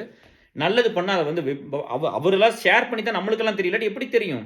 எப்போ ஏதாவது ஒன்று சொல்லிட்டா போதும், சொல்லிட்டாங்க. நீ வந்து சுயநலமாக வாழ்கிறவங்க சொன்ன என்ன சொல்லாட்டி என்ன? நல்லது பண்ணுற ஏதோ பண்ணிட்டு போகிறானே, அவன் சொல்லட்டும் சொல்லாமல் போகட்டும். சோசியல் மீடியாவில் வேறு எங்களுக்கெல்லாம் நாங்களாம் நல்லது பண்ணுறவங்களாம் வந்து ஒன்று வீடியோ போட்டுறக்கூடாதா? நம்மளதெல்லாம் வெளியே வந்துடக்கூடாதா? நம்மள மாதிரி இருக்கிறவங்கள யாரும் எதுவும் பண்ணிடக்கூடாது. சோசியல் மீடியா பூரா சுயநலமாக இருக்கிறவங்க தான் விட்டு கொடுத்துருக்குறோமா? உங்களுக்காக மட்டும்தானே அது? ஏன் நாங்களே டேக்ஸ் கட்டுறது இல்லையா? ரொம்ப பண்ணாதீங்கப்பா. அது மாதிரி நிறையா வந்து அவங்களெல்லாம் போட்டு போட்டில் உடச்சிடாதீங்க. அவங்க 2 பேரும் பிரிஞ்சு போனது ஒரு பெரிய ஒரு துர்பாக்கியம். கேப்டனும் ராவுத்தரும் இப்படி அப்படி பிரிஞ்சிருக்கக்கூடாது. என்னையா யாரோ ஒருத்தர் கொஞ்சம் சொத்து அதிகமாக போயிருக்கு, இல்லை குறைவாக போயிருக்கும், அவ்வளோதானே. ஒருத்தர் உருவாக்கியிருக்காங்கல்ல, நம்ம வந்து நன்றி இல்லாமல் எப்பவும் நடந்துக்கூடாதுல்ல. ஒருத்தர் உருவாக்கிட்டு அவர் குழந்தை கூட கல்யாணம் கூட பண்ணிக்காமல் இருந்து இறந்து போயிட்டாரு. அப்புறம் அவர் இறந்ததுக்கு போய் அழுதா இருக்கும், இறக்குறதுக்கு முன்னாடியே போயிட்டாரு. ஹோமால் இருக்குன்னு போய் உட்காந்து அழுதுகிட்டு இருந்தார் விஜயகாந்த். அதெல்லாம் நம்ம பார்த்தோம். ஒரு தைரியசாலி, ரியல் ஹீரோ. குஷ்புவோட ஒரு படம் நடிச்சிருப்பாங்க. என் ஃப்ரெண்டு குஷ்பு மேடம்னா ரொம்ப பிடிக்கும். ரொம்ப வந்து பயங்கரமான ஃபேனு. சண்டை வந்துட்டு எதாவது சொன்னோம்னா அப்படி குஷ்பு மேலே அப்படி ஒரு பாசம். பயங்கர பயங்கர தீவிரமான ஃபேன் அவர். நம்ம எம்சிஏ படித்தார் கூட. ஜெய்சங்கர்னு பேர் அவருக்கு. அவங்களோட ஒரு படம் நடந்துட்டு இருக்குது. அதில் வந்து பாருங்க, அவர் ஒன்றும் பெரிய சிக்ஸ் பேக்கோ ஒரு பெரிய விஜயகாந்த் எப்போவுமே அப்படிலாம் இருந்தது இல்லை இல்லையா. மன தைரியம், உடல் வலிமை எப்படி இருக்குதுன்னு பாருங்கள். அந்த ஹெலிகாப்டரில் வந்து ஏதோ ஒரு படம், தமிழரசு ஏதோ ஒரு படம்ப்பா, ஹெலிகாப்டரில் தொங்கிட்டு போவா அப்படி.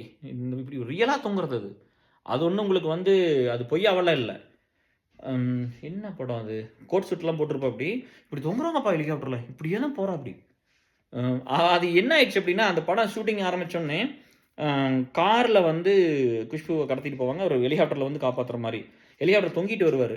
அப்போ என்னாச்சு அப்படின்னா, அந்த ஹெலிகாப்டர் வந்து ஷூட்டிங் ஆரம்பித்து ஒரு 10 நிமிஷம் தான் இருந்திருப்பாங்க. இப்படி இந்த என்னது அந்த ஹெலிகாப்டர் பிடிச்சி தொங்கி இருக்கிறாரு. இப்படி போய் இப்படி திரும்பி வரணுமாமா. இதுதான் ஆஸ் பர் ஸ்கெடியூல், இதுதான் பிளான். பட் என்ன ஆயிடுச்சு அப்படின்னா, காற்று அதிகமாக அடிச்சதுனால ஹெலிகாப்டர் வேறு டைரக்ஷனுக்கு போயிடுச்சு. 10 நிமிஷம் ஹெலிகாப்டர் காணுமா, மறைஞ்சிருச்சாமா, எங்கேயும் மலைக்குள்ளே போயிடுச்சாமா. எல்லாம் அழுகிறாங்களாமா, ஐயோ கேப்டன் இப்படி ஆயிட்டாரே அப்படின்னு. 10 நிமிஷம் பதறிடாதா. ஏன்னா உடம்பு வெயிட்டாக இருக்கும். நம்ம இப்படி லாக் பண்ணி தானே எந்த ஒன்றும் பெரிய டூப்பு இதெல்லாம் ஒரு சின்ன ஒரு ரோப்பில் கட்டியிருக்காங்களாமா. சினிமாவில் தெரியாமல் இருக்கு நம்மள கேமராவில். அந்த மாதிரி ரோப்பில் கட்டியிருக்காங்களாமா. இப்படி தொங்கிட்டே போகிறாரு. காணா, எல்லாம் அழுக ஆரம்பிச்சிட்டாங்களாமா. கடைசியில் பார்த்தா 10 நிமிஷம் கழிச்சு ஹெலிகாப்டர் வருதாம்மா, பார்த்தா தொங்கிட்டு இருக்காரம்மா. Show, real hero. சும்மா வந்து பேருக்கெல்லாம் வந்து 4 பேர்த்துக்கு தடுக்க கூட முடியாது. அப்புறம் இன்றைக்கெல்லாம் வர்றவங்கெல்லாம் வந்து ஒரு ஹீரோ ஆகிட்டா போதும், உடனே போகுது 10 ஜிம் பாய்ஸு. அப்படி கூட்டிட்டு இப்படி தானே வர்றாங்க. அங்கிருந்து அத்தனை கூட்டத்துக்கு கேப்டன் வந்து ஜிம் பாயம்மா. எங்கே போனாலும் சரி, எத்தனை கூட்டம் வந்தாலும் அவர் தான். எங்கேயுமே ஜிம் பாய்ஸ் எல்லாம் கிடையாது. எல்லாமே கேப்டன் ஹேண்டில் பண்ணுவார். அப்படிப்பட்ட ஒரு மனுஷன். வேட்டியை மடிச்சு கட்டிட்டு உள்ளே போய் எல்லா வேலையும் பண்ணுற மாதிரி. அவர் மக்களை நேசித்த அளவுக்கு நம்மளுக்கு தெரிஞ்சு நம்ம பார்த்ததில்ல யாருக்குமே அப்படிலாம் இருந்திருப்பாங்களா அப்படின்ட்டு. அப்படிப்பட்ட ஆளை நம்ம மிஸ் பண்ணிட்டோம். Rest in peace captain. எனக்கு ரஜினி ஃபேனாக தான் இருந்தோம், தீவிர ஃபேனாக. நம்மளுக்கு வந்து இந்த நல்ல விஷயங்கள்லாம் தெரிய வர ஓகே, நம்பர் 1 இருக்கிறது பெருசு இல்லையாட்டிருக்குது, காசு சம்பாதிக்கிறது பெருசு இல்லையாட்டிருக்குது. இந்த உலகத்தில் எத்தனை பேர் பணக்காரங்களாக இருந்துட முடியும்? விரலூட்டு என்ன ஒரு 50 பேர் இருப்பாங்களா, 100 பேர் இருப்பாங்களா பெரிய பணக்காரங்களா? இப்போ தமிழ்நாட்டை எடுத்தவங்க 100 பேர் இருப்பாங்களா? எவ்வளோ பேர் சாப்பாடு இல்லாமல் இருக்கிறான், எவ்வளோ பேர் வாழ்றதுக்கு வழி இல்லாமல் இருக்கிறான், எவ்வளோ பேர் உடஞ்சி போய் வாழ்க்கையில் இருக்கிறாங்க. அவங்க தானே மெஜாரிட்டி. அவங்கள பற்றியெல்லாம் யோசிச்சு வரும் மனசு கேப்டனுக்கு. அதனால் பெரிய சந்தோஷம் தான். ஆனால் கேப்டன் எங்கேயும் விட்டு அவரை பற்றி தெரிய வர அவரை பிடிக்க ஆரம்பிச்சிருச்சு, அவ்வளோதான். அவரோட படத்தை போய் பார்க்குறோம். அவரோட படம் நிறைய நானும் என் ஒய்ஃபும் பார்த்தது விஜயகாந்த் மூவி தான் பார்த்துருப்போம். யூஎஸ் வந்து நாங்கள் நிறைய பார்த்தோம்னா அது விஜயகாந்த் மூவிஸ் தான் பார்த்துருக்கேன். எங்கள் அம்மாவுக்கு விஜயகாந்த் பிடிக்கும், லேடிஸ்க்கெல்லாம் பிடிக்கும் கிராமத்தில். அப்புறம் சின்ன பையனில் எங்கள் அம்மா கூட்டிகிட்டு போகும். விஜயகாந்த் படம் பிடிக்கும், பாக்யராஜ் படம் பிடிக்கும், டி ராஜேந்திர படம் பிடிக்கும். இந்த 3 படத்துக்கு எங்கள் அம்மா கூப்பிட்டு போகும். அப்புறம் நம்ம வந்து எது ஃபைட் அதிகமாக இருக்குதோ அந்த மாதிரி தானே நம்ம. அப்போ சின்ன வயசில் வந்து எவ்வளோ ஃபைட் இருக்கோ அப்படி தான் நான் கூப்பிட்டு போக சொல்லுவேன். 7 ஃபைட்டு, 6 ஃபைட்டு, 5 ஃபைட் இருக்கா அப்படி தான் போகிறது சின்ன பையனாக இருக்கும்போது. ஒரு பெரிய ஆக்ஷன் ஹீரோ. எல்லா ரோலும் சூப்பராக பண்ணியிருக்காரு, நல்லா நடிப்பார், டான்ஸுமே நல்லா ஆடியிருக்காரு. சினிமா பற்றிலாம் எதுவும் பேசலை. அவருக்கு ஒரு மாமனிதன், அவர் வாழ்ந்த வாழ்க்கை, அவங்க பசங்களுக்கு எதுவுமே பெருசாக பண்ணாமல் போனார். பார்த்துங்க, மக்களை பற்றி தான் யோசிச்சிருக்காரு. உடம்பு சரியில்லாமல் போகும்போது இந்த பசங்களும் அங்கே தான் போய் அவருக்கு இல்லாத செல்வாக்கா எந்த டேரக்டர் வேணால் அந்த பையனை வந்து இன்ட்ரோடியூஸ் பண்ணி வச்சிருக்கலாம், நடிக்க வச்சிருக்கலாம், பெரிய ஸ்டார் ஆக்கி இருக்கலாம்.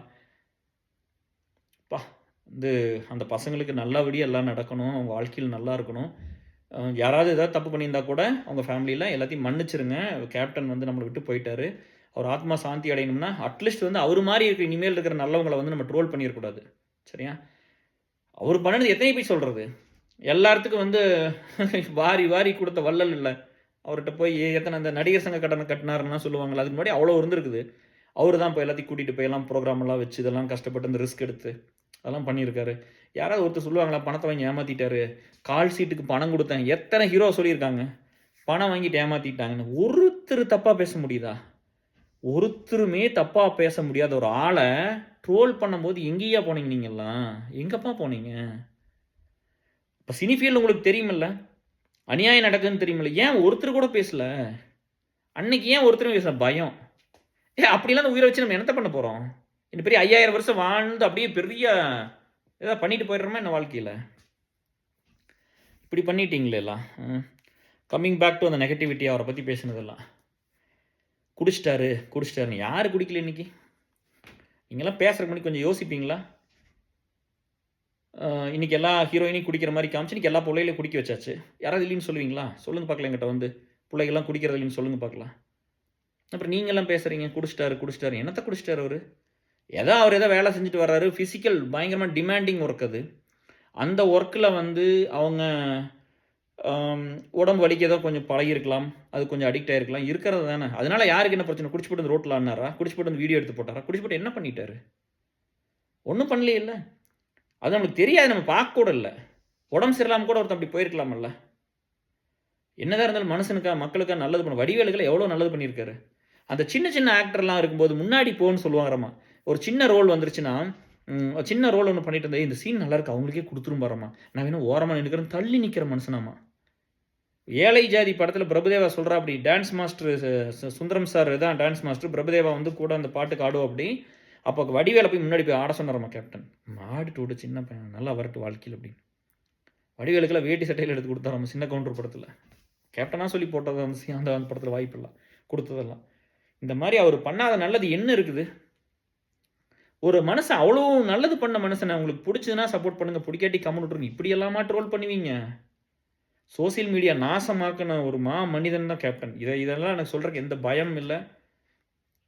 பண்ணின தப்பு தான். எவ்வளோ மனசு வேதனைப்பட்டிருக்கும். காமெடி ஆக்கி ட்ரோல் பண்ணி குடிகாரன்னு சொல்லி என்னெல்லாம் பண்ணி போட்டோம், எத்தனை பாவத்தை சம்பாரிச்சிட்டோம். இதெல்லாம் சாதுரியமே தேவையில்லை. எதுக்கு சாதுரியம் வேணும்? ஒருத்தனை ஏமாத்துறதுக்கு தான்டா சாதுரியம் வேணும். நல்லது பண்ணுறதுக்கு எதுக்கு சாதுரியம் வேணும்? நல்லது பண்ணுறதுக்கு எதுக்கு திருட்டுத்தனம் பண்ணணும்? நல்லது பண்ணுறதுக்கு ஏன் மறைச்சிக்கிட்டு பேசணும்? அப்படியெல்லாம் வந்து தான் இந்த மக்களுக்கு காப்பாற்றணும். ஒரு இது ஆணி பிடுங்க வேண்டாம், நாசமாக போட்டுன்னு போக வேண்டியது. அந்த நாடும் நாட்டு மக்களும் நாசமாக போட்டுன்னு சொல்லணும். எனக்கு கேப்டனை பார்த்து இது பண்ணும்போது எனக்கு அப்படி தான் தோணும். இந்த நாடும் நாட்டு மக்களும் நாசமாக போட்டுன்னு தான் தோணும். அப்படி பண்ணிட்டீங்களே அவரையெல்லாம் வந்து. அந்த ஆள் எப்படி தூங்கியிருப்பார், எப்படி சாப்பிட்ருப்பாரு? ஒரு தடவை வந்து சரத்குமார் வந்து அந்த ஸ்டேஜில் வந்து சொல்கிறா அப்படி வந்து கேப்டன் இருக்கும்போது, அவரெல்லாம் ட்ரோல் பண்ணிட்டீங்களா, நீங்களாம் விளங்குவீங்களான்னு கேட்டார் சரத்குமார் வந்து. இப்போ என்ன பிரச்சனை? அவங்களுக்கு எந்த பிரச்சனையும் இல்லையே, உங்களுக்கு என்னையா பிரச்சனை? லவ் பண்ணிட்டார், விட்டுட்டு போயிட்டார், இது பண்ணிட்டார். ஆமாம், அவங்க ஒரு சில இன்சிடென்ட்ஸ் எல்லாம் என் லைஃப்பில் ரிலேட் பண்ணிக்க முடியுது. எல்லாத்தையும் ரிலேட் பண்ணிக்க முடியுமில்ல கொஞ்சம். அவர் நட்பு எப்படி பார்த்துக்கிட்டாரோ நான் அப்படி தான் பார்த்தேன் இல்லையா? நம்ம அப்படி தான் வேலை செஞ்சுருக்கிறோம். ஹெல்த்தை கெடுத்துக்கிட்டு இதை பண்ணிக்கிட்டு அதை பண்ணிக்கிட்டு அப்படி தான் இருந்திருக்கிறோம். 5 வருஷம் ஆச்சு நான் வாக்கிங்னு போய். நான் ஜிம்முன்னு பண்ணி 5 வருஷம் ஆச்சு. ஆனால் இந்த உடம்பு தாங்குச்சு. ஏன்னா 8-8.5 வருஷம் ஜிம் அதுக்கு முன்னாடி பண்ணியிருந்துச்சு. இன்னும் இந்த கொஞ்சோண்டு வயிறு தான் இருக்குது. இதை கொஞ்சம் ஃபிக்ஸ் பண்ணலாம் சரி ஆகிடும். கேப்டனுக்காக எல்லாம் பண்ணணும். கேப்டன் மாதிரி வாழ்கிறக்காக எல்லாம் பண்ணணும். இன்னும் நிறைய நல்லவங்களுக்கு நிறைய நல்லது பண்ணுறக்காக பண்ணணும். ரொம்ப கஷ்டமாக இருந்துச்சு அதெல்லாம் நினச்சி பார்க்கும்போது. தாங்கிக்கவே முடியல. அதனால தான் இவ்வளோ நாள் பண்ணவே இல்லை. உங்கள் மேலே எல்லாம் கோவம் வருது. யாரெல்லாம் இதை பண்ணீங்களோ அவங்க மேலே நிறைய கோவம் வருது. மனசுக்கு தெரியும் நம்ம எவ்வளோ நல்லவன்னு நம்மளுக்கு தெரியும். நான் நல்லவனா இல்லாட்டி வெளியில் மற்றவனை பற்றி பேசக்கூடாது. நம்ம எப்படி இருக்குன்னு நம்மளுக்கு தெரியும். நம்மளாம் அடுத்தவனை பற்றி பேசலாமா? ஒருத்தர் மாத்திரக்காக சொல்லலாம், சிந்தனைக்காக சொல்லலாம். நீங்கள் இது இப்படி பண்ணுங்க, இது இப்படி பண்ணுங்க, இப்படி யோசிங்கப்பா. இந்த சின்ன சின்ன குட்டீஸ் எல்லாம் வர்றாங்களா, அவங்களாம் நல்லா இருக்கும்னு நம்ம ஒரு எக்ஸ்பீரியன்ஸில் சொல்லுவோம்ல. தம்பி இது 10 வருஷத்தில் நான் பண்ணேன், நீ 5 வருஷத்தில் பண்ணுறதுக்கு இத்தனை வாய்ப்பு இருக்குது, இப்படி பண்ணுன்னு சொல்கிறோம்ல. அப்படி பண்ணலாம். இந்த சமுதாயத்தை யோசிக்க வைக்கிறதுக்கு நல்லது கெட்டது சொல்லிக் கொடுக்கலாம், நம்ம கற்றுக்கிட்டதை சொல்லிக் கொடுக்கலாம். அப்படியெல்லாம் பண்ணலாமே தவிர இந்த மாதிரிலாம் பண்ணக்கூடாது. அவரை பண்ணினதெல்லாம் வந்து இதுதான் வன்முறை, இதுதான் பாவம், இது வந்து துரோகம். அத்தனை பேர் அவர் மூலமாக இருந்து என்னெல்லாம் இடத்துக்கு போனவங்களோ சைலண்ட்டாக கொண்டிருந்தீங்களே. சீச்சோ, உங்களையெல்லாம் மன்னிக்க முடியுமாப்பா? இன்னைக்கு ஏன்ப்பா பேசுகிறீங்க? மண்டையோடையின்னு தெரிஞ்சு ஒருத்தன் பேச. நான் சொன்னேன்ல பாண்டியனை, இதுக்கு முன்னாடி ஒரு வீடியோ பண்ணேன் நண்பன் பாண்டியனை பற்றி. அவர் வந்து எனக்கு சப்போர்ட் பண்ணி ஒரு இடத்துல எதிர்ப்பை சம்பாரிச்சார். சப்போர்ட் பண்ணார், கெட்ட பேர் வாங்கினார். அவங்களுக்கெல்லாம் கேஆர் கடவுள்னு கொஞ்ச நாளாகி நல்ல மனுஷன்னு தெரியற வரைக்கும் அந்த ஹீட்டோட தான் அவர் இருந்திருப்பார். அப்படியெல்லாம் இருந்தார். அப்படியெல்லாம் நிறைய பேர் நீங்கள் பண்ணாமல் போயிட்டீங்க. அடப்போங்கப்பா, நீங்களா உங்கள் மேலே இருக்கிற மரியாதையெல்லாம் போயிடுச்சு. யாரெல்லாம் வந்து சைலண்ட்டாக கொண்டிருந்தீங்களோ, என்னைக்கு தான் செத்து போகிற வாழ்க்கை தானே. இது என்ன பெருசாக போய் ஆயிரம் சம்பாரிச்சில் என்ன பண்ணிட்டீங்க? உங்கள் பையன் பிள்ளைகளுக்கு கோடி கணக்கில் சொத்தை சம்பாரிச்சிட்டு அப்புறம் அது ஒன்று அப்படி தான் ஏமாற்றி ஒரு பெரிய இடத்துக்கு நடிச்சு ஒரு நடிக்கிறது பூரா பொய் தானே. இந்த பொய்யான சினிமா கேரக்டர் பார்த்து தலைவர்னு எத்தனை பேருக்கு கூப்பிட்றீங்க? நல்ல மனுஷன் உண்மையான வாழ்ந்துட்டு போனானே அவனையே நம்ம தலைவர்னு கூப்பிடல. அவரை ஏன் நம்ம இந்தளவுக்கு பண்ணிவிட்டோம்? அப்படிங்கிறது கேப்டனை பண்ணின பாவம் வந்து நம்ம இனிமேல் யாரையும் இது பண்ணக்கூடாது. நல்லது பண்ணாங்கன்னா கையெடுத்து கொண்டு சாமி நீ நல்லா இரு சாமி, யார் பெத்த பிள்ளையோ யார் பெத்த பையனோ நீ நல்லா இரு சாமின்ட்டு போயிடணும். அப்படிதான் இருக்கணும்.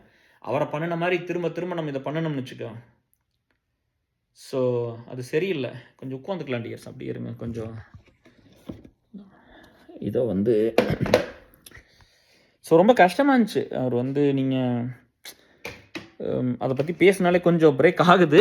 பட் இருந்தாலும் ஓகே, நல்ல மனுஷன்ல. அவரை வந்து நம்ம எவ்வளோ கஷ்டப்படுறதுன்னு ஒன்று, எவ்வளோ கஷ்டப்படுத்துறதுன்னு ஒன்று இருக்குல்ல. நம்ம அதை பண்ணியிருக்க வேண்டியதில்லை. பட் கொஞ்சம் பேர் பண்ணிட்டீங்க, பரவாயில்ல. சரி, இனிமேல் பண்ணாமல் பார்த்துக்குங்க. அவர் நல்லா இருக்கணும், ஒரு ஆத்மா சாந்தி அடையணும், நம்மளை எல்லாம் ப்ளஸ் பண்ணணும், நம்ம நல்லா வாழணும்னா கேப்டன் மாதிரி ஒரு ஆளை இனிமேல் எதுவும் பண்ணிடக்கூடாது. அவ்வளோதான். சரிங்களா?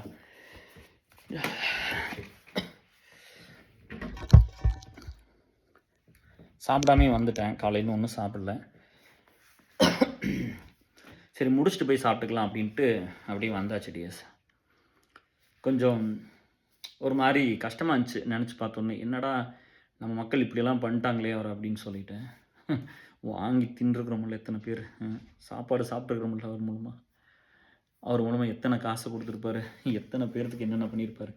அதான் சரத்குமாருக்கு எவ்வளோ பேசுறது. விஜயகாந்த் லவ் பண்ணிட்டார். யார் லவ் பண்ணல? அதாவது வந்து அவர் அப்படியே லவ் பண்ணால் கூட அவங்க நண்பர்கள்லாம் இது ஒத்து வராது இதெல்லாம் பேசி அதுக்கப்புறம் பிரிஞ்சுட்டாங்க. அவங்க வேறு லைஃப் போயிட்டாங்க, அவ்வளோதானே. சரத்குமார் தான் கல்யாணம் பண்ணிட்டார் ராதியா மேடம். இப்போ என்ன பிரச்சனை? அவங்களுக்கு நல்லா தானே இருக்காங்க. ஏன் போய் ஒருத்தர் பற்றி தப்பாக பேசுகிறீங்க? யாரும் தான் லவ் பண்ணல.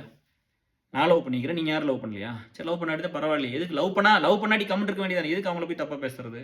அந்த ஒரு விஷயத்தில் அவர் அட்டாக் பண்ணுறது. எனக்கெல்லாம் வந்து பார்த்தீங்கன்னா நண்பர்கள்லாம் உயிர். அவர் அப்படி தான் இருந்திருக்காரு. அதை வந்து என்னால் கனெக்ட் பண்ணிக்க முடியும். நம்ம ரொம்ப அடிபட்டு வந்துட்டோம். விஜயகாந்த் மாதிரி வந்து சின்ன வயசில் சாப்பாட்டுக்குலாம் இருந்து நம்ம அப்படி வரல. நம்ம பட்டது இன்னும் ரொம்ப கொடுமையான வாழ்க்கை. சரியா? நம்ம அதனால வந்து நம்மளை மாதிரி இருக்கிறவங்களுக்கு ஹெல்ப் பண்ணணும்னு வந்தது தான். எல்லாத்துக்கும் நல்லதான், கஷ்டப்பட்டுட்டோமே அப்படின்னு ஹெல்ப் பண்ண ஆரம்பிச்சது தான் இந்த இடத்துக்கு வந்திருக்கு. அப்புறம் இன்னொன்று வந்து என்னென்னா, நண்பர்களுக்கு வந்து அவ்வளோ ஸ்பேஸ் இருந்துச்சு லைஃப்பில்.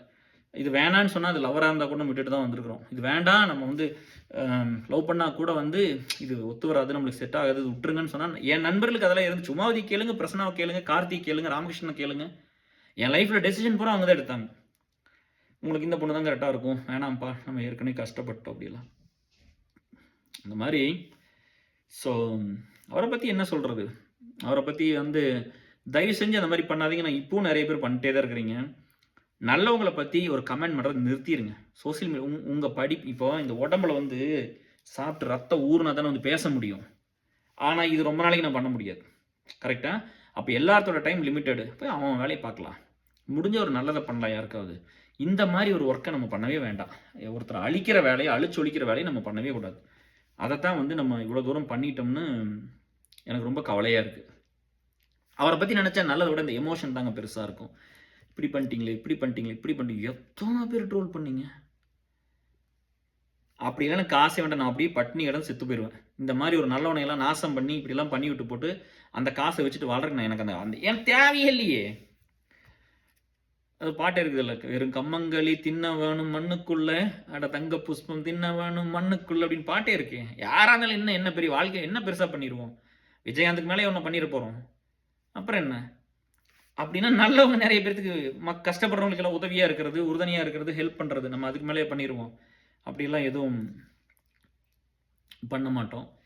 சரி, பார்ப்போம். நீங்க வந்து இனி இருக்கிற காலத்துல அவர் மாதிரி இருக்கிற எல்லா ஃபீல்டில் இருக்கிறவங்கள கூட்டிட்டு வந்து நிறையா வந்து நல்லது பண்ணுங்க, அவங்களோட கூடுறங்க, அன்பாருங்க. அப்புறம் இந்த மல்டி கேஸ்ட் இருக்குல்ல, மல்டி ஸ்டாரர் மூவிஸ் எல்லாம் இருக்கலாம். விஜயகாந்த் சார் தான் வந்து எல்லாமே எல்லா ஹீரோஸ் இருப்பாங்க, ஈக்குவலாக கம்மன் நடிப்பார். உண்மையில எத்தனை பேர் நடிச்சிருக்காங்க? கார்த்திக், அருண் பாண்டியன், சந்திரசேகர், பெரிய பெரிய ஹீரோஸ் இல்லை கார்த்திக் எல்லாம், அவங்களோடலாம் நடிச்சிருந்தா அப்படி. அப்புறம் செந்தூரப்பவே எவ்வளோ மூவிஸ் அப்படி சொல்லலாம். எல்லா மூவிஸ்லையும் கூட எல்லாம் பிரபுதேவோடலாம் வானத்தை போல நடிச்சிருந்தா அப்படி. இந்த மாதிரி எவ்வளோ படம் அந்த மாதிரிலாம் நடிச்சிருக்கிறா அப்படி. எத்தனை நல்லது, அத்தனை பேருக்கு சைக்கிள் கொடுத்துருக்காரு, டெய்லரிங் மிஷின் வாங்கி கொடுத்துருக்காரு. அப்புறம் வந்து எல்லாத்தையும் வந்து அந்த ஷூட்டிங்கில் அப்போ மீட் பண்ணியிருக்காரு. மக்கள் அவ்வளோ தூரம் நேசிச்சு தானே வர முடியும் அரசியலுக்கெல்லாம். மக்களுக்கு நல்லது பண்ணவங்க தானே அந்த பவர்ல இருந்து இன்னும் நிறைய பண்ணணும்னு நினைப்பாங்க இல்லையா? இன்னைக்கு அரசியல் எப்படி வந்துட்டு போகுது. பட் ஜென்ரலாக இருக்கிறவங்க அப்படி வரணும்னு நினைப்பாங்கல்ல, அவங்களுக்குலாம் ஒரு வாய்ப்பு கொடுத்துருக்கலாமே. அவரெல்லாம் நல்லா இருந்தால் எங்கே போயிருக்க வேண்டியது? அவங்களுக்கு நல்லவங்க தான், ஏன் நல்லவங்கனால தான் நல்லது பண்ண முடியும். அது புரியறதே இல்ல. இப்ப திறமையானவங்கள வச்சு நம்ம என்ன பண்ண போறோம்? திறமையான பண்றதுக்கு தான் பியூரோக்ராட்ஸ் இருக்காங்களே. பட் நம்ம வந்து அவர இந்த அளவுக்கு பண்ணியிருக்க வேண்டாங்கிற ஒரு ஒரு கவலை எப்பவுமே இருக்குது. ஸோ கேப்டனோட ஆத்மா சாந்தி அடையட்டும். அவங்க குடும்பத்துக்கு இன்னும் நல்ல விஷயங்கள்லாம் நெறைய நடக்கட்டும். பேச முடியாம அப்படியே அத அவர் கோ த்ரூ பண்ணத நெனச்சோம்னா ரொம்ப கவலையா இருக்குது. ஒரு மனுஷன் நாட்டுக்காக நல்லது பண்ணி போட்டு இத்தன கஷ்டப்பட்டுட்டு போயிறக்கூடாதுல்ல. அட்லீஸ்ட் நம்ம பண்ணிறக்கூடாதுல்ல. ஒரு உடல் ரீதியா வேற ஏதோ குடும்பத்தில ஏதோ ஒரு பிரச்சனை அப்படிலாம் வந்தா நம்ம கண்ட்ரோல்ல கிடையாது. நம்ம வந்து அத எதுவும் பண்ண வேண்டாம். ஆனா நம்ம பண்ணணும்ல, வச்சு செஞ்சோம்ல. அத பண்ணக்கூடாதுல்ல. அப்ப கூட கம்முனு தான் இருந்தாரு. ஒரு வார்த்தை நெகட்டிவா பேசியிருப்பாரா? வடிவேலெல்லாம் எவ்வளோ மோசமா பேசினாரு. ஒரு ஒரு வார்த்தை வந்து தப்பா ஒரு வீடியோ வந்திருக்குமா யார பத்தியாவது? அரசியலுக்கு பேசுனது மட்டும் தான். நியாயமா இருக்கிற மக்கள், கோவம் வரவங்கலாம் அவங்க அப்படிதான் இருப்பாங்க. அவங்கள நம்ம என்ன பண்றது போயி?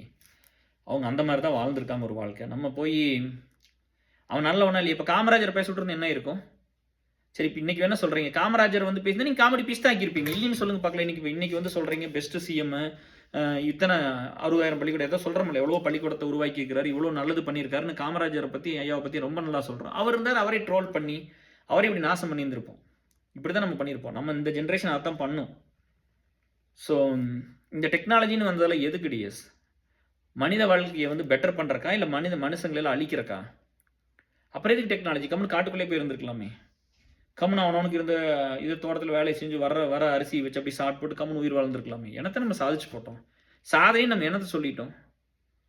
ஒருத்தன் வந்து கஷ்டப்பட்டு வந்து எந்த ஒரு ஆதரவும் இல்லாமல் இங்கே வந்து ஜெயிச்சு மற்ற மக்கள் எல்லாத்துக்கும் எல்லாத்தையும் கொடுத்து போட்டு ஒன்றுமே பெருசாக சேர்த்து வைக்காம இதில் போய் நம்பர் ஒன்னாக இருந்து என்னத்தை பண்ண போகிறோம்?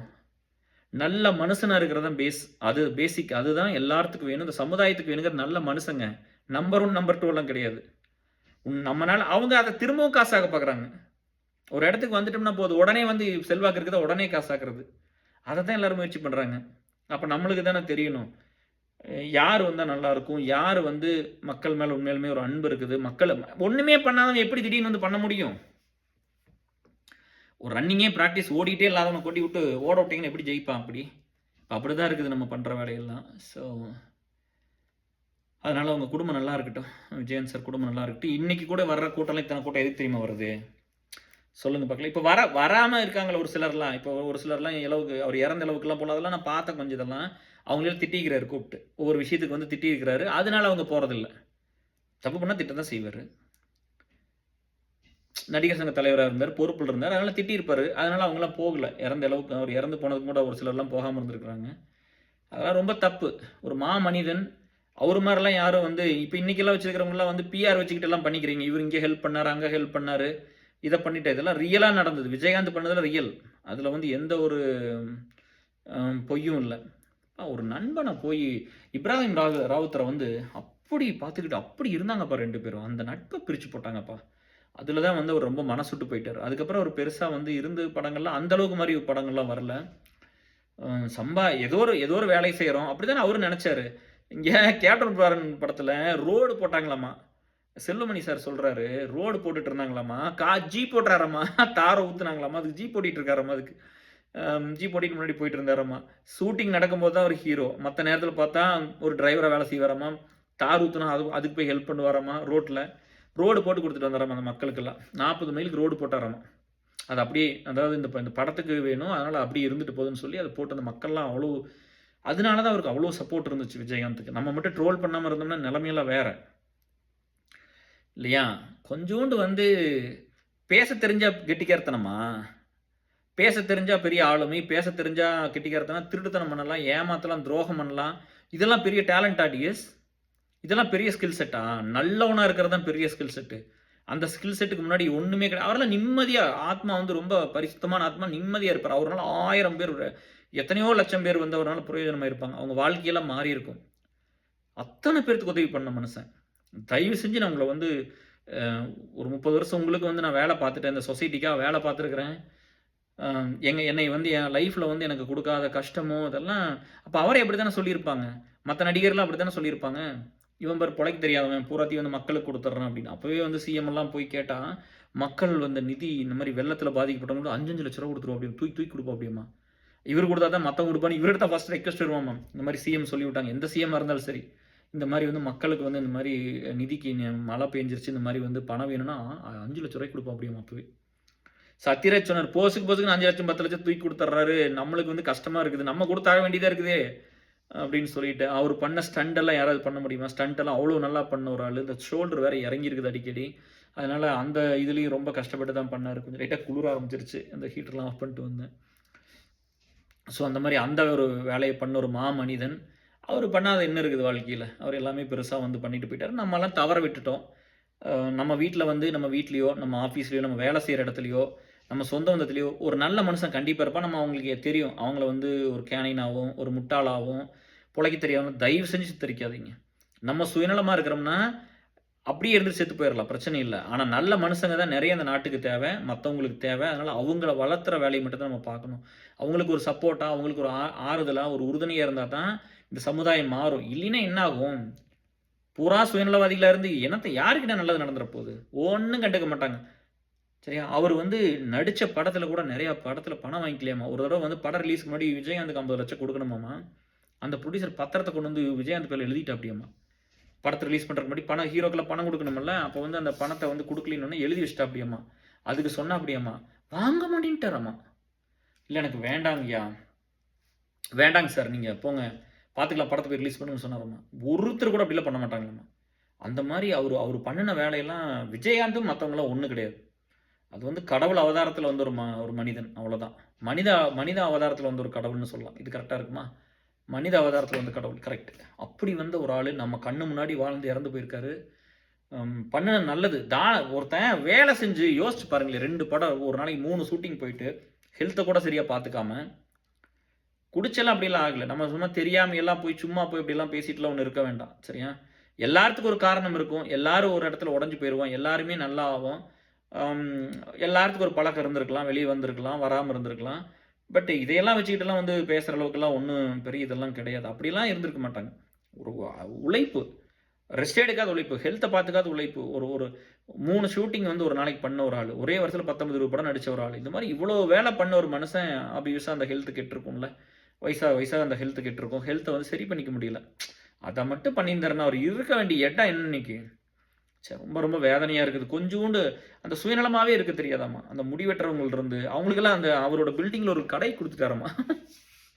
அந்த மாதிரி அவரை நம்பி போனவங்கெல்லாம் வந்து எப்படிப்பா அப்படி வச்சு அழகு பார்க்குறாங்க அப்படின்னு ஒன்று இருக்குல்ல. நம்ம அவர்கிட்ட இருந்தெல்லாம் கற்றுக்கிட்டு நம்ம பண்ணுற மிஸ்டேக்ஸ் எல்லாம் கரெக்ட் பண்ணி நம்ம வாழ்க்கை மற்றவங்களுக்கு கொஞ்சமாவது பயனுள்ளதாக இருக்கட்டும் அப்படிங்கிறது தான்.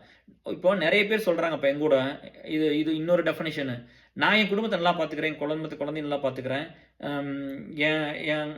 நான் நல்லா சம்பாதிக்கிறேன், நல்லா பார்த்துக்கிறேன். நான் இப்படி ஒவ்வொருத்தரும் பார்த்துட்டு அந்த சொசைட்டி நல்லா இருக்கும்ல, கரெக்டு தான்.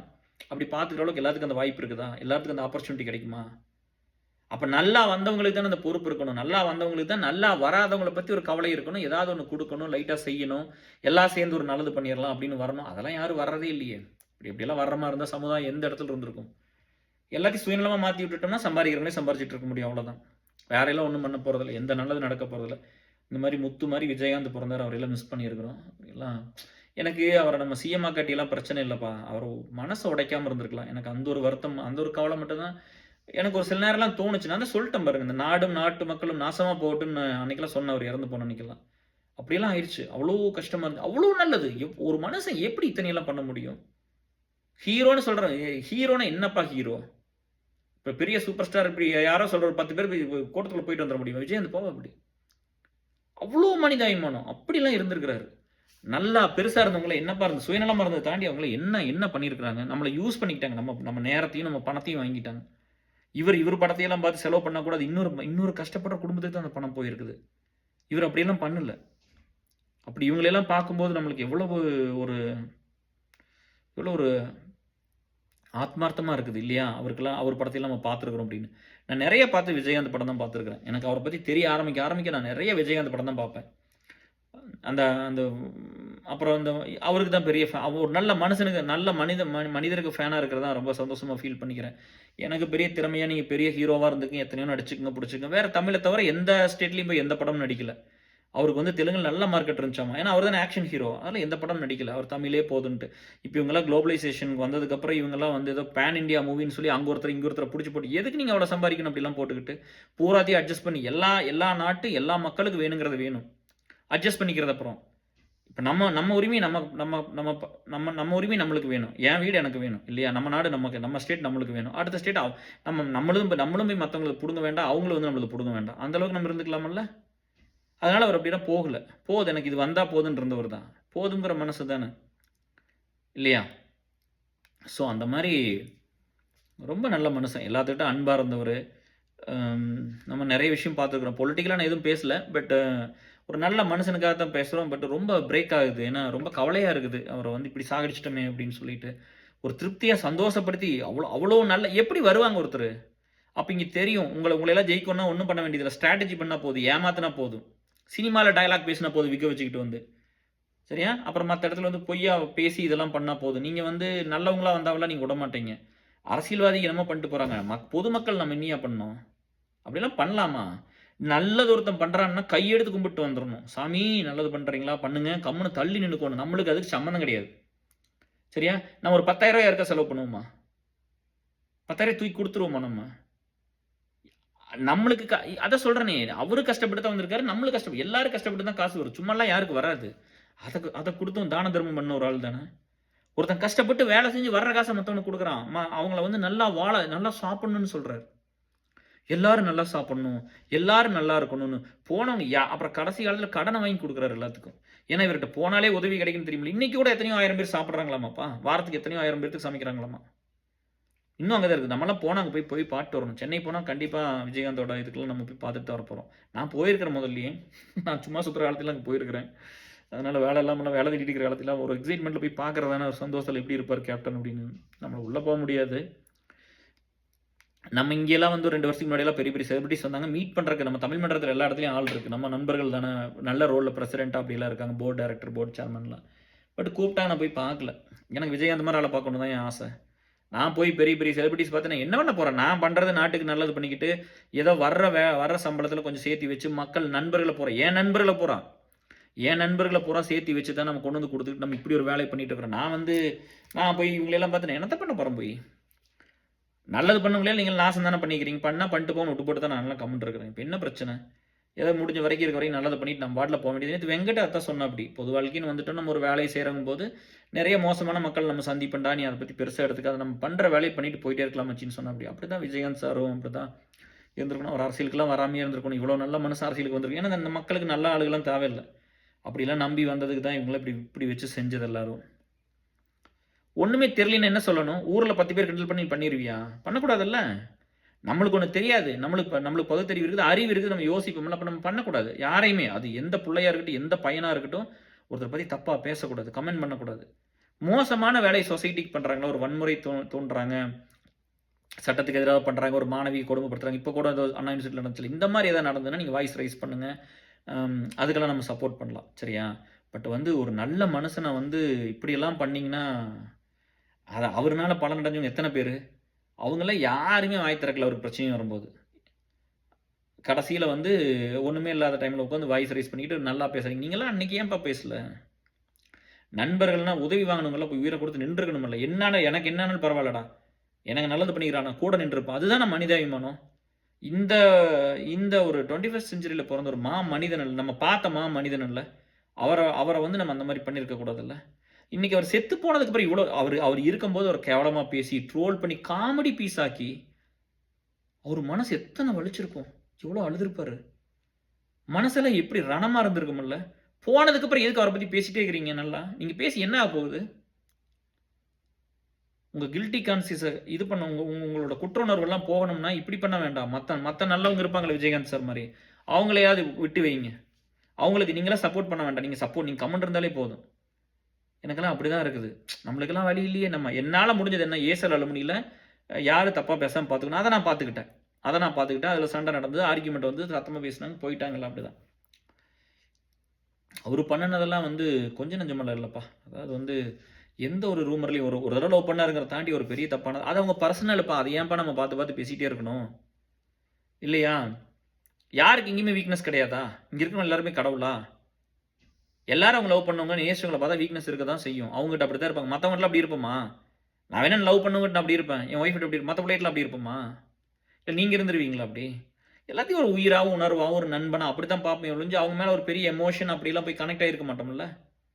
எனக்கு ஒரு தடவ வந்து இது நான் உங்க பேர் சொல்லியே சொல்றேன். ஏன்னா, இதெல்லாம் வந்து ரெக்கார்ட்ல இருக்கணும் அப்படிங்கிறதுக்கு. ஏன்னா வந்து ஒரு சில ஒரு ஒரு இஷ்யூலாம் நடக்கும்போது என்னை வந்து புரொடெக்ட் பண்ணுவாங்க. நான் வந்து அப்ப வஞ்சி வந்து ஒரு தடவ சொல்லுச்சு. எனக்கு வந்து அது எல்லாருமே நம்ம ஒரு வேலை செய்ய முடியலைங்கும்போது நம்மள பத்தி தப்பா பேசுற உலகத்துல, அதாவது இப்ப நான் பண்றத விட ஒருத்தன் பெருசா பண்ணிட்டான்னு வச்சுக்கவே, நான் கையெடுத்து கும்பிட்டுருவேன். "அப்பா!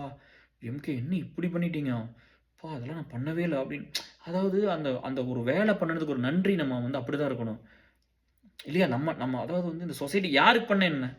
மத்தவங்களுக்கு நல்லது பண்ணியிருக்காங்கன்னு நம்ம கையெடுத்து கும்பிட்டு கம்முனு விட்டுறணும். அப்போ வந்து அவங்க சொன்னாங்கப்பா, அம் நான் வந்து எனக்கு கோவம் வந்துருச்சு. "ஏன் இப்படியே பண்ணிட்டுருக்கிறீங்க? விட வேண்டியது தானே" அப்படின்னு சொல்லும்போது, அப்ப சொன்னாப்படி, "இல்ல இந்த மாரி ஒரு ஆம்பளை நாம உங்கள மாரி ஒரு ஆம்பளைய நாங்க புரொடெக்ட் பண்ணாம விட்டுட்டோம்னா, உங்களுக்கு ஏதோ ஒண்ணு ஆயிடுச்சுன்னா, இன்னொரு ஆம்பளை இந்த மாரி இந்த 100 வருஷத்துல நாங்க பார்க்க மாட்டோம்னு நெனைக்கிறேன்."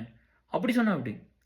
அன்னைக்கு எனக்கு வந்து அது பொய்யா இருக்கலாம், உண்மையா இருக்கலாம். அவங்க ஏதோ பார்த்து அவங்க ஒரு வேலிடேட் பண்ணியிருக்கிறாங்க. அவங்களுக்கு தெரிஞ்சிருக்கு இல்லையா? அந்த மாரி ஒரு லீடர் வந்து சொல்லும்போது, அன்னைக்கு உண்மையிலுமே நிம்மதியா படுத்து தூங்கிட்டேன். ஒரு 30 வருஷம் வேலை செஞ்சிருக்கிற அந்த சமுதாயத்துக்காக எத்தனை குடுத்துருப்போம். இன்னைக்கு நான் சொல்றேன் கேட்டுக்கங்க. நான் வந்து யுஎஸ் வரும்போது, வேலைக்கு போறக்கு எந்த வாய்ப்பு இல்லாதவங்கலாம் இன்னைக்கு வேற லெவல்ல இருக்காங்க. 5 வருஷம் வீட்ல இருந்து, 7 வருஷம் வீட்ல இருந்த பொண்ணுங்கலாம் இன்னைக்கு பெரிய பெரிய லெவல்ல இருக்காங்க. சரியா? எனக்கு பின்னாடி யுஎஸ் வந்தவங்கலாம் எங்கேயோ போய்ட்டாங்க. சரியா? இதெல்லாம் விஜயகாந்த் பேசல, நான் பேசுறேன். ஏன்னா விஜயகாந்த் அப்படி போய்ட்டார்ல, அதனால உங்களுக்கெல்லாம் கொண்டு வந்து சேர்த்துறேன். இங்க வந்து திறமை இருந்து, எல்லாமே இருந்து, தகுதி இருந்து கூட அந்த இடத்துக்கு நான் போகாம இருந்தேன். ஏன்னா, உங்களுக்காக நெறைய குடுத்தேன். உங்களுக்காக நெறைய வேலை செஞ்சேன். அதனால போனவங்கள தப்புன்னுலாம் சொல்லல. அவங்களுக்கெல்லாம் இந்த வாய்ப்பு இருக்கும்போது, எனக்கு அந்த வாய்ப்பு இல்லாமயே இருந்தது. நல்லா இருக்கிறதையெல்லாம் வச்சுக்கிட்டு தான் இங்க வந்து இந்த வேலைய செஞ்சோம். நல்லா இல்லாத டைம்ல வரல. வழி இல்லாம வந்துலாம் பீப்பிள் லைஃப்ல ஒர்க் பண்ணல. சரியா? ஒண்ணுமே சம்பாரிக்கிறதுக்கு ஏர்னிங் கெப்பாசிட்டி இல்லாம, ஒரு படிப்பு இல்லாம, ஒரு ஒரு ஒரு நல்ல இடத்துக்கு முடியாம, அமெரிக்கா வர முடியாமலாம் இந்த வேலைய பண்ணல. சரியா?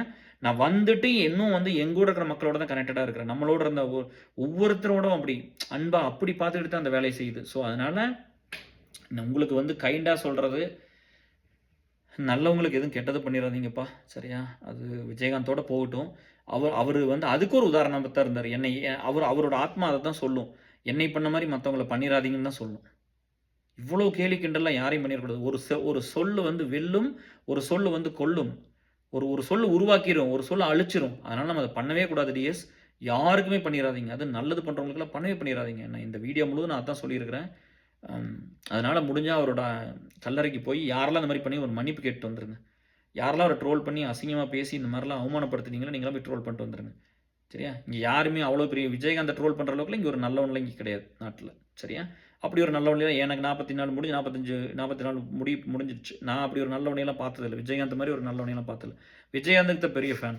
அது அவர் இருந்தாலும் சரி, இல்லாட்டியும் சரி. எம்ஜிஆருக்கு பெரிய ஃபேன், விஜயகாந்துக்கு பெரிய ஃபேன். ஏன்னா அவங்கலாம் மத்தவங்களுக்காக பண்ணாங்க. மத்தவங்களுக்காக ஒருத்தன் என்ன பண்ணணும், அது மட்டும் தான் எனக்கெல்லாம் மனசுல இருக்கு. நான் அப்படிதான் பண்ணணும்னு நெனைக்கிறேன். அப்படிதான் ஒரு வாழ்க்கை வாழணும்னு நெனைக்கிறேன்.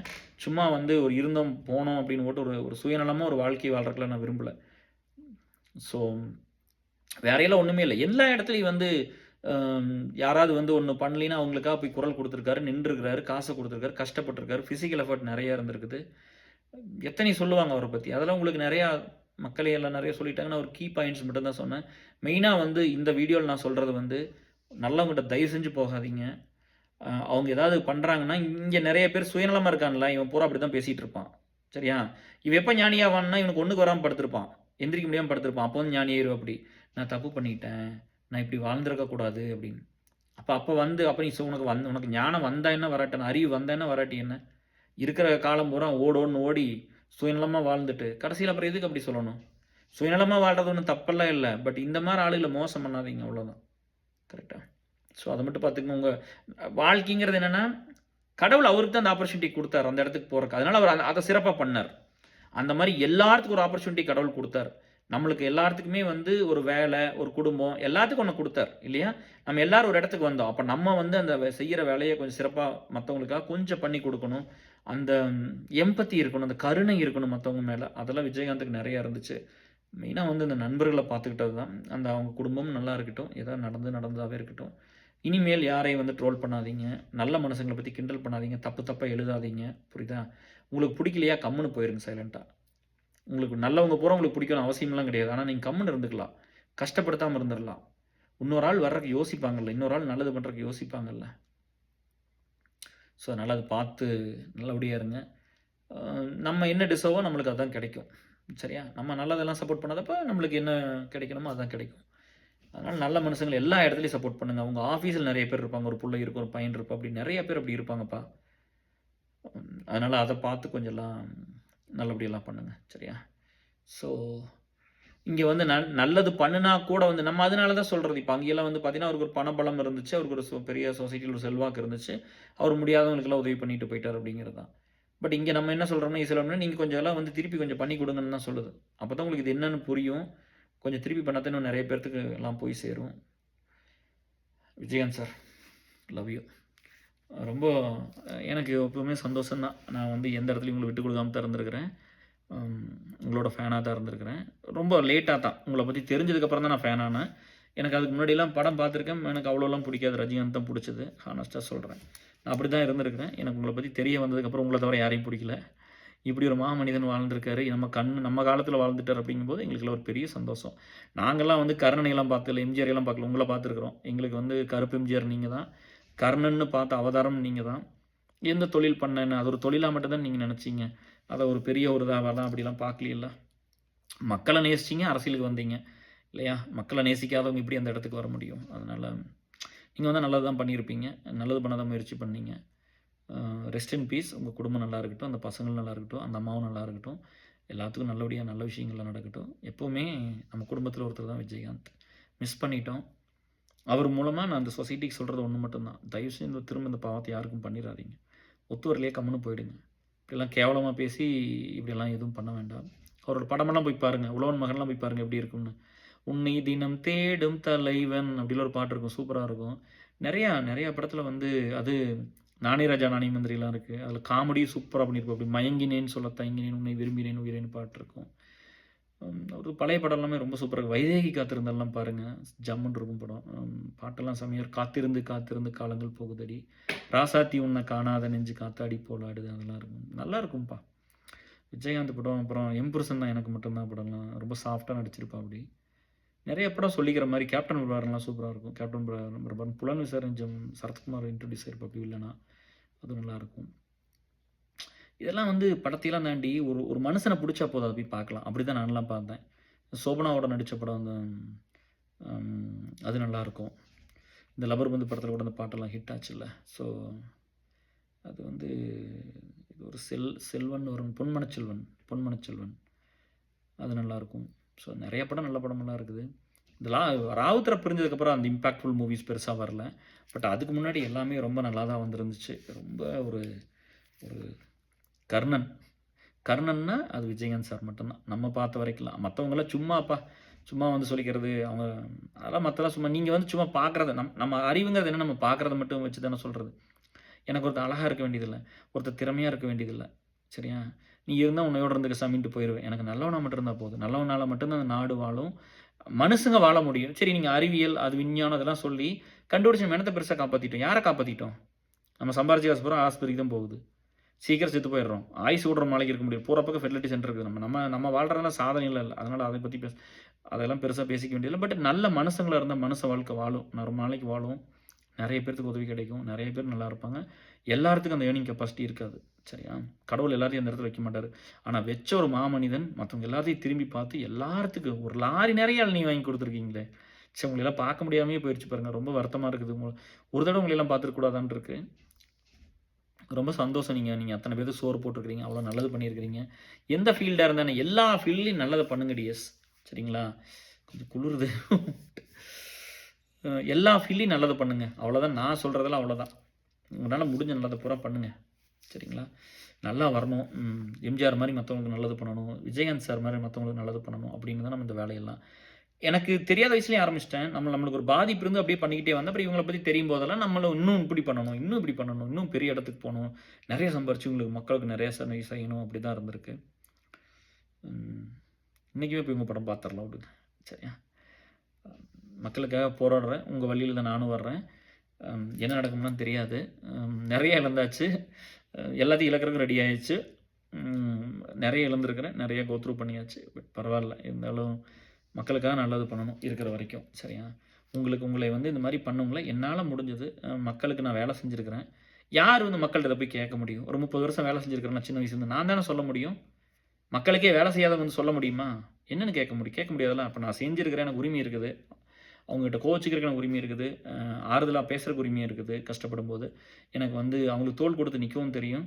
அதே மாரி அவங்க மிஸ் பண்ணிட்டாங்கன்னு சொல்லும்போது, எல்லாத்துக்கும் வந்து அவங்க வீட்ல ஒரு பையனா இருந்து, அண்ணனோ, தம்பியோ அப்படி ஒரு நண்பனா இருந்து தான் இந்த ரிக்வெஸ்ட் வச்சிருக்கிறேன். யாரையுமே அது எந்த கொஞ்சோண்டு நல்லது பண்ணவங்களா இருந்தாலும், நம்ம அவங்க கிட்ட போயிறக்கூடாது.